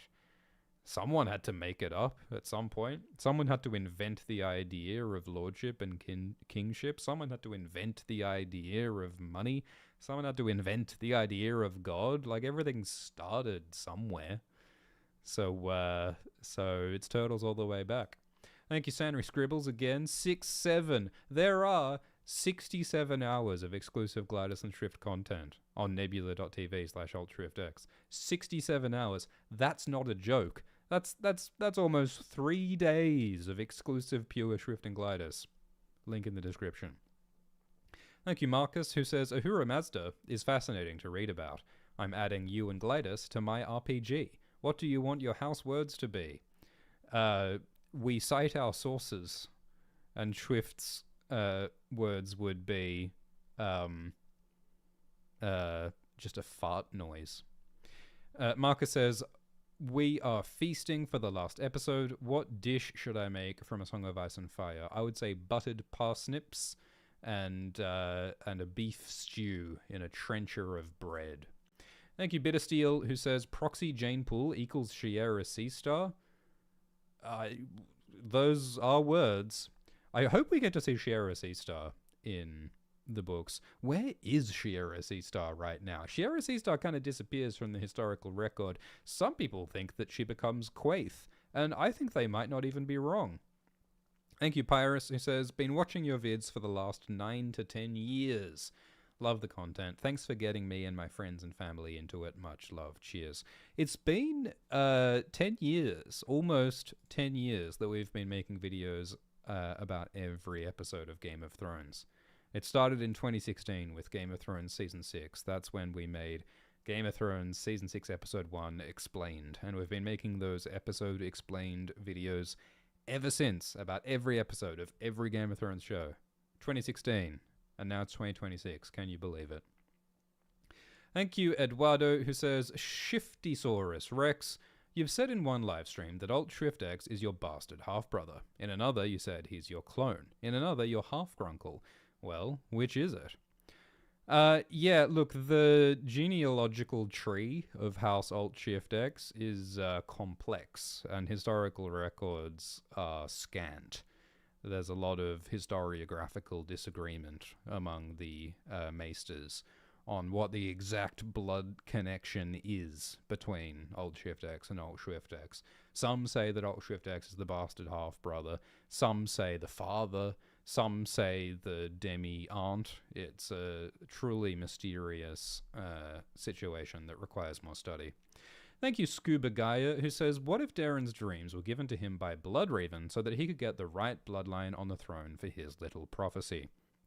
Yeah, we talk about that a bit in the Bloodraven video. I think that it is a good theory that a lot of what the Targaryens and Bloodraven do is to get a certain bloodline on the throne, specifically the bloodline of Rhaegar and Daenerys and Jon Snow. And there's a lot of little abdications and marriages and a lot of the things that like determine who gets the throne in Targaryen history, I think might be to do with that prophecy. And like, personally, I hope that they don't reveal too much of that, because I think it might be a little silly if everything happens for prophetic reasons. Like a lot of people, I have mixed feelings about some of the prophecy reveals in House of the Dragon, because I think that human characters doing things for human reasons is usually a better story than characters do things for made-up magical arbitrary reasons. I don't think destiny should be the answer to every question. I don't think midichlorians should be the answer to everything. But yeah, I do think that it's possible that Bloodraven or the Great Other or some kind of outside magical force is giving the Targaryens their visions. And something that George Martin does a lot in his other books and his sci-fi books is that he likes to have dreams used as a weapon to mislead people and to undermine people. You should read 7 Times Never Kill Man, one of his short stories that is like super ice and fiery. So yeah, I think that's not a bad theory, Scuba Gaia. Thank you, Aza, who says George Martin should have a kid to finish Ice and Fire. Look, I don't know if it's true that just because someone is the child of an author that they'll be a good author. Something Herbert. Thank you, 3, who says, do you think that Aerion would have been better off not demanding a trial by 7, seeing that Dunk was a worse jouster, and would have died without help? Yeah, I mean, Aerion's decision to demand a trial of 7 instead of just single combat against Dunk, I agree, might have backfired. Maybe Aerion would have a better chance of beating Dunk alone, rather than the absolute chaos of the trial of 7. I mean, I think that Aerion's reasoning might have been that it's pretty good to have 3 Kingsguard on your team. And also, I think Aerion thought that Dunk wouldn't be able to find 6 other knights to fight him. Although I guess another perspective is that, you know, Aerion is just like 16 in the books, and Aerion was just being impulsive and wants attention and wants chaos, and he wasn't really necessarily thinking about it all that strategically, you know? Maybe Aerion was arrogant and he thought that he could beat Dunk no matter what, and he just chose to do a trial of 7 just to go down in history, just to be a nuisance. I think that's possible. So, yeah, I think there's a few different perspectives on Aerion. Thank you, Squalor August, who says, thank you for all you do. What's your favorite George R.R. Martin character? I think that it's funny to say Rhaegar. It's funny to say Rhaegar because Rhaegar has, 2 lines of dialogue in all of the books? Because Rhaegar died 16 years before the books begin. But I think that Rhaegar captures something that's really at like the emotional heart of George Martin's books, which is sad boys with broken dreams, which is what I think George Martin is in his heart somewhere. So I think, and Rhaegar also has like all this sort of great fantasy mythic energy to him. Rhaegar is Elric of Melniboné. Rhaegar is The Lonely Songs of Larendor, which is another early George Martin short story. I think that Rhaegar is a lot of like emo sad boy energy that George really vibes with. So is it Rhaegar? I think that Bloodraven is cool because he ties into the mythology and the theories and the magic so well, while also having a lot of mysterious like relationships and such. So yeah, Rhaegar, Bloodraven, and you know, Jon Snow is sort of part of that lineage. I think it's the bloodline of sad boys that really tie it all together for me. Although that said, I think Cersei is absolutely delicious of a character. Cersei in A Feast for Crows. I remember reading A Feast for Crows for the first time and going like, oh, another Cersei chapter. But like once I actually kind of like thought about it and paid a bit more attention to it and like vibed with it, I was like, oh no, Cersei's actually like maybe the best character in this series. So Cersei's also way up there. Thank you, Alex Gaudio, who says, big fan. Little off topic, but because House of the Dragon is not completely accurate to the books, my hot take is that the writers of the show are clarifying what the Misters don't know or got wrong. You mean the Maesters don't know or got wrong? Yeah, well, House of the Dragon is based on a book called Fire and Blood. And Fire and Blood is not a novel, it is more like a Wikipedia page. It is a summary of what is known about the historical events of that time. And one of the themes of Fire and Blood is that there are a lot that we don't know about history, and different people say that different things happened, and no one's quite sure. And so you can't make a perfectly faithful adaptation of Fire and Blood, because Fire and Blood doesn't give you one version of what happened. It gives you lots of different versions of what might have happened. So it is kind of weird to get too angry at the House of the Dragon creators for not making a perfectly faithful adaptation, because the book is about how there is no perfect, true version of history. I think that the House of the Dragon people are choosing to get creative with it, and I think that that's like an interesting thing to do. George Martin is angry at the showrunner Ryan Condal, and reportedly does not approve of the choices that Ryan Condal is making, and George wrote a lengthy blog post complaining about some of the changes. I think that some of the changes that they're making in House of the Dragon are bad. I think some of the changes they're making are good. I mean, for example, like the main characters, Alicent and Rhaenyra, in the books are very boring characters. Well, maybe not boring, but they're one note. Like in the book Fire and Blood, it seems like Rhaenyra and Alicent just hate each other and want each other dead for the entire book. And that's kind of it. Alicent in particular doesn't really do much at all.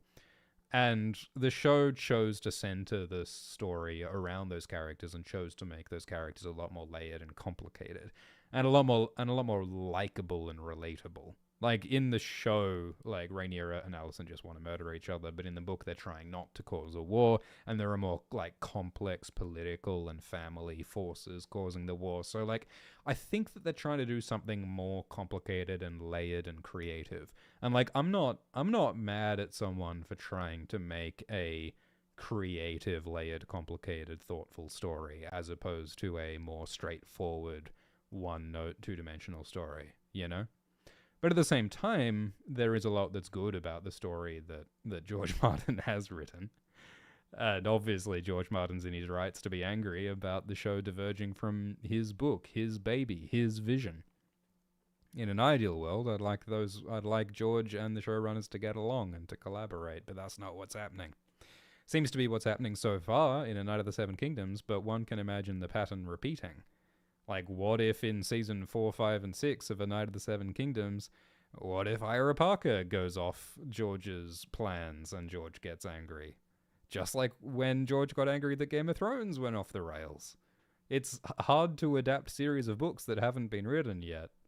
This is a very strange fandom. This is a very strange series. They keep making TV adaptations of unfinished book series. Even Fire and Blood is an unfinished book series. George says there's going to be a second Fire and Blood called Blood and Fire, and he's going to finish it any day now. It's a wild situation. I don't know of any fictional series that is like this. But despite its insanity, I still love it. Thank you, Psycho Rod Neva, who says, should have called him Baelor Breakskull. Oh, that's mean. Thank you, Benjamin, who says, holy cannoli, the stream is still running. I was showing up to watch the replay of this. How long have we been talking? We've been talking for 3 hours. All right, I'll do a bit of a lightning round to get through these donations before we do a quick spoiler zone. Thank you, Kevin, who says it's a good thing Aerion wasn't using a war lance. I think Aerion was using a war lance. Attorney lance is longer and is designed to break. War lance is shorter and is designed to kill. Thank you, Kanika, who says there is a serious communication gap when it comes to signaling that someone is yielding. Imagine if someone had struck down Dunk before he managed to drag Arian to the court. Yeah. Well, in the book, Arian quietly says yield, and then Dunk looks away, and then Arian tries to attack him again. So there absolutely is funny buggers that can happen. It's not a perfect system, is it? Maybe justice should be conducted in a different way than having 14 people try to kill each other. Like, maybe this is not the ideal way to conduct justice. Maybe power should be handled differently in this world. Thank you, Cthulhu, who says, wouldn't it be a shame if George Martin died without finishing this series? If this universe were completed, I believe it could truly rival Lord of the Rings as a masterpiece. I think that it is a masterpiece. I also hope that it will be finished. I also wish George Martin a very long and very healthy life. I think that the structure of the main Ice and Fire book series is all out of whack. Because George Martin didn't plan out the series in detail. It was originally going to be a trilogy, and it's now a trilogy of 5 books and counting. And I think that the pacing is very weird because the first 3 Game of Thrones books are fast-paced, and then the next 2 Game of Thrones books, Feast and Dance, are very slow-paced. And I think that if George Martin does publish The Winds of Winter and A Dream of Spring, if he does manage to finish the series in those 2 books, they're going to have to be enormous books, and also they're going to have to very rapidly tie up a lot of plot threads in a very small amount of time. And I don't think that's the trajectory that like Martin's writing is going in. I think Martin's writing is becoming more indulgent and more slow and more reflective, not more conclusive and decisive. So I think that that's part of why the series isn't finished, because George didn't plan things out and is indulging in side quests instead of focusing on finishing things. So yeah, look, I think it's a wonderful, wonderful book series. I also think that the structure and the pacing is irreparably fucked. Maybe he can land this plane, but it's a plane that's like top heavy, or it's missing a jet, or it's got a window falling off. Like, this is a Boeing plane with doors falling off and baggage falling out, and like it's a sexy plane and it's got a lot going for it, but it's asymmetrical and shaped weird. So I really hope we can land this thing somehow. It's like the front half is like a helicopter and the back half is a hot air balloon. That's what A Song of Ice and Fire is like. Like it's like a Lear jet at the front in the first 3 books, and then it's a hot air balloon in the middle, and the back half is missing because the last few books aren't finished. It's like an unholy chimera of aircraft, and gosh, it's unwieldy. Thank you, Kenshu, who says, I personally like the choice of the sound of the brains falling and the skull broken more than the brains just falling for a TV show. Yeah, so in the book, we do see some red stuff fall out of Baelor's broken head. I'm sure they must have discussed, like, how grisly do we want Baelor's wound to be? Because they really could have shown us all the grisly insides of his head, and it could have been really gross and gruesome. They chose to do a bit of that, and like I like the shot where he turns and you can see the sort of concave missing part of his head, and it is grisly and it is shocking. But I agree that like showing like brain falling out of his head might have looked a bit too goofy or cartoonish. I like how they did it. They were restrained. I mean, this is the show that gave us diarrhea and farting and pooping and burping and spitting, so I was a little bit worried that it'd be like, whoa, look at his brains falling out and splattering on the cobblestones. But no, they were a bit more restrained with this wound, and I think that worked. And yeah, I'm also disappointed that we haven't seen the Laughing Storm laugh like he does in the book. Thank you, Plural Board, who says, will Hot D's Season 3 budget be bigger than Season 2? I don't know. You'd have to ask David Zaslav. they have said that the opening episode of season 3 is one of the biggest, most complex action sequences ever filmed for television, is something that they've said. And it'll have to be. I mean, if they include every battle for the rest of the story of House of the Dragon in the show, there'll be like a battle like almost every episode from here until the end of season 4.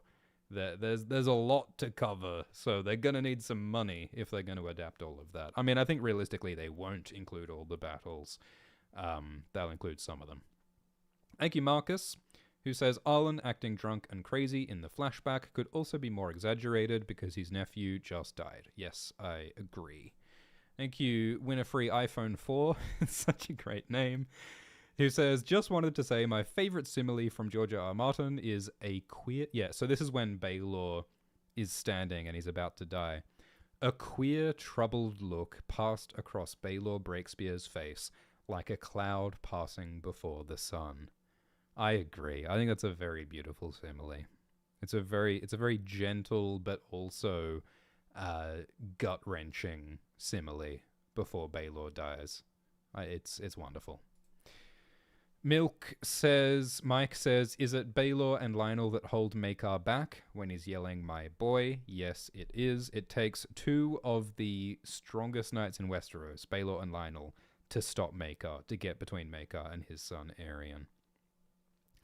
Thank you, S, who says, Rafe becomes Blood Rafen. Raymond meets a nice lady. Who knows? Thank you, Kennard, who says, maybe the best episode of TV ever? I think this was a very good episode of TV. What's the best episode of TV ever? Comment below what's the best episode of TV ever. Thank you, RJ. Thank you, Code Element, who says, did they show Maekar give the final hit to Baelor? I believe they did, and it's after Aerion yielded. Thank you, Ray, who says, just want to say, I'm glad I'm not the only one who still enjoys House of the Dragon despite its flaws. I get annoyed when people compare House of the Dragon Season 2 to Game of Thrones Season 8, but especially Game of Thrones Season 8. Yeah, look, you can have whatever opinion you want. Personally, I think that House of the Dragon Season 2 is way better than Game of Thrones Season 8. Way better. House of the Dragon Season 2 is definitely very flawed. They cut off the ending. They couldn't change the script. There's a lot that's fucked and frustrating about House of the Dragon Season 2. But Game of Thrones Season 8 is just an insulting nothing to me.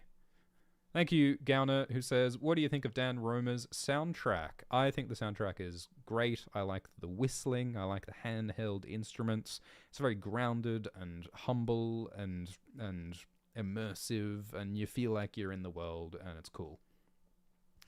Thank you, Janine, who talks about George Martin's recent comments. Yeah, I think George Martin in an interview recently said that Tyrion Lannister's going to have a bad ending. It's always been a tragedy. And George Martin also said that Sansa, he was planning on killing off Sansa, but now he thinks maybe he won't kill off Sansa. And that was a very wild thing to read. I think that was in the Hollywood Reporter. That was a very wild thing to read because I kind of thought, I mean, George Martin had said in the past that he does know what the ending is for most of the major characters, even if he doesn't know exactly all of the plot beats. To think that George Martin is still undecided on what the ending of the series is after 15 years of No Winds of Winter, and George Martin still hasn't decided what the ending of the main characters are, yeah, that's not very encouraging, is it? It doesn't sound like someone who knows what he's doing and is going to finish the series soon. Thank you, Payton, who says, did you talk about the fight already? Yeah, about 2 hours ago. Thank you, Rudy, who says, I would like to start reading the books. Where would you recommend I start? I recommend that you read the main series in order of publication. I recommend that you read A Game of Thrones, then A Clash of Kings, then A Storm of Swords, then A Feast of Crows, then A Dance with Dragons. You could also read Dunk and Egg first. That's fine. That's an option. Dunk and Egg is 3 short novellas. You absolutely could just read the 3 Dunk and Egg stories before reading anything else. That would be fine. But yeah, the main series is the heart of all of this, I think. So that's kind of the place to start. I reckon that or Dunk and Egg. Thank you, Plural, who just says, Beesbury just wants a go at the Targaryens after what happened to his ancestor. Yeah, the stinger, Roxton, was killed by King Jaehaerys. Maybe Humphrey Beesbury wants revenge. Thank you, Walter Walters, who says, Don Quixote. Made me miss Japan. Yeah, isn't there a chain of convenience stores in Japan called Don Quixote, named after the South American fictional literature character Don Quixote by Cervantes? It's strange. It's surprising. Why is a Japanese convenience store chain named after one of the great Spanish language fictional literature heroes, Don Quixote? I don't know. It's a bit like, why is a Japanese car manufacturer named after the same Zoroastrian god that inspired Azor Ahai in A Song of Ice and Fire? Oh, apparently it's from Spain. Sorry. From Spain. Spanish from Spain. My mistake. I always get confused because I always associate Don Quixote with Jorge Luis Borges, who is from South America, but sorry, yeah, Don Quixote is Spanish. I've been talking for 3 hours, forgive me. Thank you, CX, XC, who says, won't spoil the surprise, but the ook comment really got me. Ook. There is a big, strange Alt-Shift-X video coming in the near future. Thank you, user, who says, Arlen killing 2 city watchmen while drunk. He definitely thought the dunk was Roger, right? Ooh, that's a cool idea. Like, maybe, Arlen is clearly losing his mind a bit. Like, he's like, dancing around the fire, chanting in Dothraki. Like, he's having a mental break. So, like, maybe on some level, when Arlen looked out of the window of the pub and saw this young boy being attacked by watchmen, maybe what Arlen saw in his drunk, addled mind, maybe what he saw was his nephew Roger being attacked by Gorman Peak. And maybe on some level, Arlen was like, I have to go save Roger. But then he realized, oh, it's just some other kid. Because, you know, one of the odd things about that scene is that Arlen saves Dunk's life, and then Arlen just, like, wanders off. And it's like, well, if Arlen was trying to help Dunk, he probably should have, like, continued to help him after killing the Watchman. Like, Dunk was a child with a wounded leg. Like, couldn't Arlen have, like, helped him then? Why did he wander off, you know? Like, Arlen's behavior is very eccentric, so yeah, maybe that's what's going on. Thank you, Jess, who says something spoilery. We'll discuss that later. Thank you, Plural, who says maybe Aerion is less wounded because he has the blood of the dragon, while Duncan has giant's blood running in his veins. Yeah, I mean, this is a fantasy world. Maybe people are a little bit stronger and tougher. It's like how people say in D&D that, like, the average baseline human is, like, stronger than the average baseline human in the real world. Isn't that what they say? I don't know. Thank you, Jesse, who says, with all the additions via flashbacks in Season 1, I wonder if Season 2 will show us any of Dunk and Egg's adventures between Books 1 and 2. Yeah, it's interesting that Book 2 is set, like, a year and a half after Book 1, and there's a bunch of interesting stuff that happens in between Book 1 and 2, including meeting Maester Aemon, and it would be really cool if they showed us some of that, because if they don't do it at the start of Season 2, when are they going to do it? I think that George Martin or someone might have said that A Night of the Seven Kingdoms, the seasons could be non-chronological, or I think George Martin said that the books might be non-chronological. Like, maybe he'll go back and write a book about Dunk and Egg's adventures in Dawn, and so he'll break up the chronological timeline a bit. I think that would be kind of fun. Because, yeah, like, there's a bunch of stuff that happens. Like, ooh, mad old lady Vaith was really upset at that thing that you said, Dunk, but, like, it doesn't reveal what the thing is.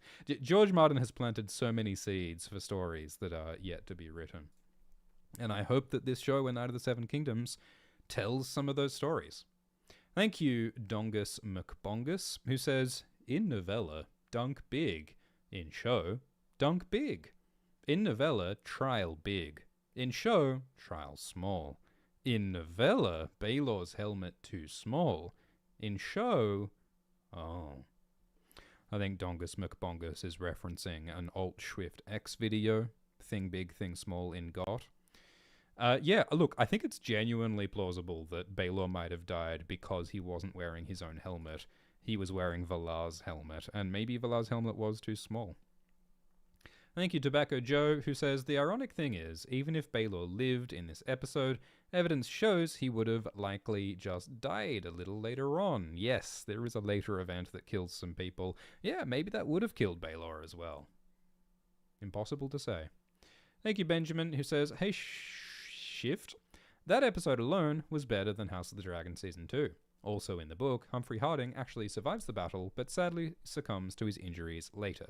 Yes, that is correct. Humphrey Harding dies later, not immediately, in the book. Thank you, Legit Rooster, who says, at what point in writing Ice and Fire do you think George Martin came up with Dunk and Egg? Well, I think that he wrote The Hedge Knight around the same year that he was writing A Clash of Kings. Arya's travels after leaving King's Landing reminds me so much of Dunk and Egg, but a lot sweeter. Much love. Yeah, I don't know exactly. I think that it was like George Martin talks about the history of Dunk and Egg and how it was for a anthology that was being organized, and he sort of lucked his way into being invited to writing for this anthology before George was famous, and so that's when he wrote The Hedge Knight. So yeah, it would be interesting to have a close look at Clash and a close look at The Hedge Knight and see what some of the DNA might be. Because yeah, it's interesting how the lore was sort of invented as he went along. Like there's some fun theories that maybe Aerion was originally planned to be like the rebel Targaryen house. Maybe Aerion was going to be like the founder of the bloodline that creates trouble for the Targaryens in the future. But then George changed his mind and invented the Blackfires. Because the Blackfires aren't mentioned in the first Dunk and Egg book. It's like a sort of retcon that comes in the second book. There's a whole interesting, twisted history to the canon. Thank you, Aiden. I will talk about that in the spoiler zone. Thank you, Raga2, who says, what happens if a Kingsguard is betrothed? Yeah, so the Kingsguard are not allowed to be married. A certain Kingsguard called Lucamore the Lusty decided to have a bunch of wives and sex when he was a Kingsguard, so he got executed for that crime. So it's fair to say that it's a no-no. Thank you, Jeff, who says the shield did its job. Yes, I think that the shield that Pate reinforced helped save Dunk, potentially. Jeff says, which knights had the surprise glancing blows on Dunk? We see that it's Maekar who smashes Dunk in the head at one point, and Raymond knocks Aerion off Dunk. Thank you, Pearl, who says, I loved seeing Raymond wailing on Stefan. Yeah, it's good to see Raymond really winning against Stefan for once. Normally, Stefan's better than Raymond, it seems. Thank you, Navia Isn't Stoked, who says, Dunk was throwing up so much, and Egg did not throw up once, so Dunk's got a weaker stomach compared to the prince. Well, maybe a dragon has to have a strong stomach to breathe fire. Thank you, CatKit, who says, so are we just never going to meet King Darren II in this series? Yeah, well, we shall see what happens in the next episode. But King Darren's son and heir, Baelor, has just been killed, so you'd think that Darren would have some feelings about that. We'll talk about it next week. Thank you, Navia, who says, I feel like Arlen might not care about knighting. Yeah, well, there was that flashback in episode 1 where Dunk said, are you going to make me a knight? And Arlen just spits. So maybe Arlen's just not into it. Thank you, Malevolent Spirit, who says, loved the episode as a trained fighter. The completely sudden horror of combat is exactly how it feels in the thick of it, especially when you get hit. Yeah, well, there certainly was horror and pain and intensity there. I thought it was really powerful. Thank you, Stymie, who says, I think Rhaegar is a tame version of Daemon Targaryen.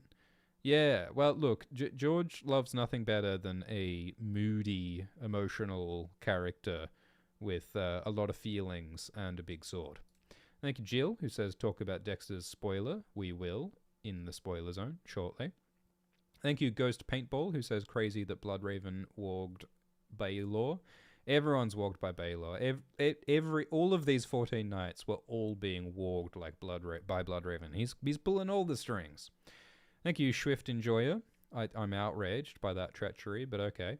Who says, what do you think about the Sept person saying, may death sustain life? Which is very evocative of the only death can pay for life, which is a concept that usually isn't associated with the Seven. Yeah, we talked about how, like, I think it's cool that the Seven tries to be more sort of quote-unquote civilized and peaceful and orderly, than the religion of the old gods, etc. But I think that it's cool that they talked about sacrifice and death and life, because it sort of suggests that some deep primal forces, some deep primal energy and life and death and nasty violence is sort of still there beneath the surface. Even if you put the veneer of the fancy Faith of the Seven over it, like the old gods are still lurking beneath, somewhere in the Jungian subconscious. So yeah, I enjoy that, because at the end of the day, even under the auspices of the Faith of the Seven, these guys are still beating each other to death with sticks. Thank you, Van, who says, did not get enough Laughing Storm. Felt rushed. I mean, we got a lot more Lionel Baratheon in episode 1 than we ever get in the book. So, I mean, we do get a lot of Laughing Storm, and, we'll see what happens next episode. Thank you, Lucky Avocado 665, who says, just watched the episode. When Dunk holds him by the neck and says, say it, I loved it. Thank you, Lord Truefire, who says, do you think there was godly intervention when Dunk appeared dead and got up? Maybe the mother. Yeah, that's a fun idea. Maybe the Faith of the Seven, the gods of the Seven, helped give Dunk the strength. Because Arlen evoked the mother, and that dying Frey evoked the mother. Maybe in some sense, literally or metaphorically, the mother and the love and protection of Dunk's friends is what gave him the strength to stand up. Thank you, Vergul. Thank you, Drang, who says, this is good news. We could be Beesbury's. Thank you, Vergul, who says, what are the conditions for winning a trial of 7? Did they just have to kill Dunk if there was no yield, or did they have to kill all of them? The rules aren't, explained completely clearly, but at least in the book, the trial of 7 ends when Dunk is dead, or Aerion is dead, or Aerion surrenders, or Dunk surrenders. Or everyone's dead. But, I'm pretty sure it's just Aerion or Dunk have to die or surrender. Because Darren has already withdrawn his claim, at least in the book. Thank you, Lizardly, who says, this episode made me wince in such a good way. And Ikill says, did Dunk take this kind of a beating in the book?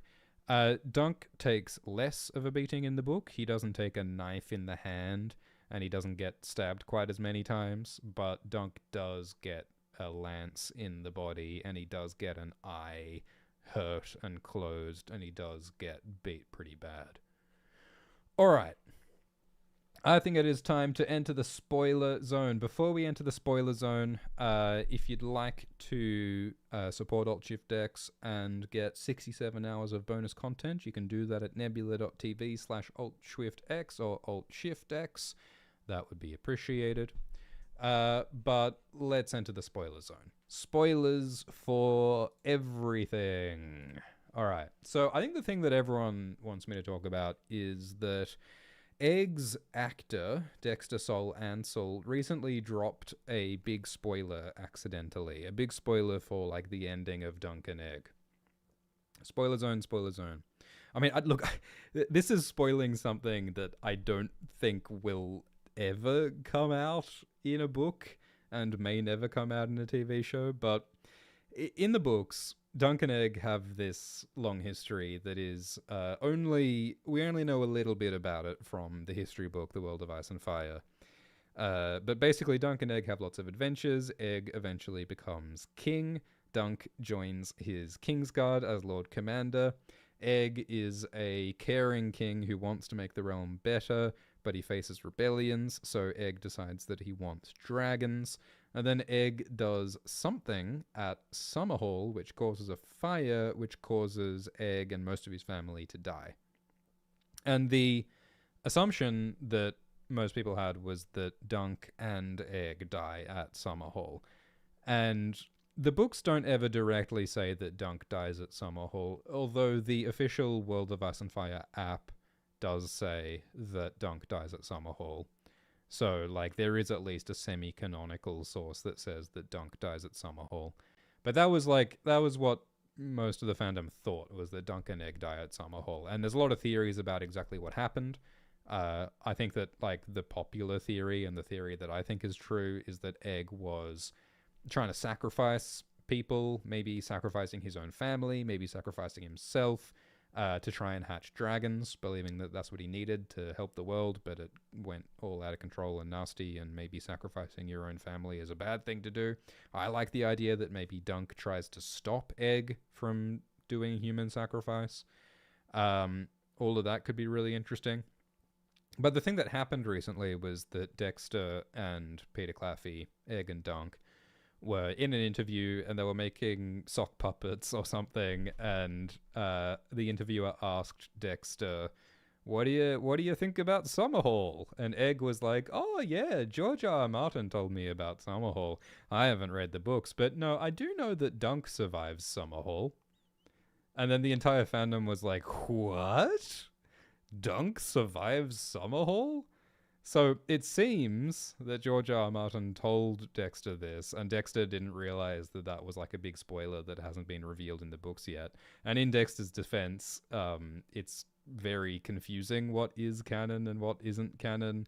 And also Dexter is 11, so nobody shout at Dexter. But yeah, it seems that Dexter accidentally revealed that Dunk survives Summerhall. And that is contrary to what most people believed, thinking that Dunk dies at Summerhall. And it raises a lot of interesting questions. Like, if Dunk survived Summerhall, what happened next to Dunk? Like, did Dunk continue serving in the Kingsguard? Why is he not mentioned in the history books after Summerhall? What happened? Did Dunk like disappear and become anonymous and live a quiet life somewhere on the Quiet Isle?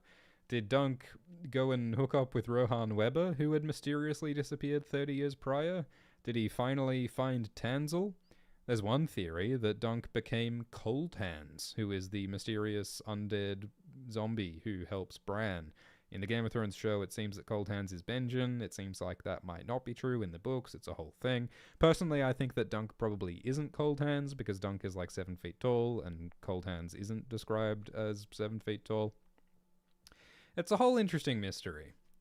I guess it's possible that Dexter might have misunderstood or misspoken, or George might have misspoken, or I think that something else that's very likely is that George might not have decided for sure exactly what happened at Summerhall. Like, if George still hasn't decided whether Sansa survives the series, then he might not have decided if Dunk and Egg survive the series, you know? George is a gardener. He hasn't planned everything out. But yeah, I certainly was as shocked as many people were when Dexter revealed that. I mean, I think this is the biggest reveal in the story that we've gotten since Game of Thrones Season 8 in 2019. This is a big reveal.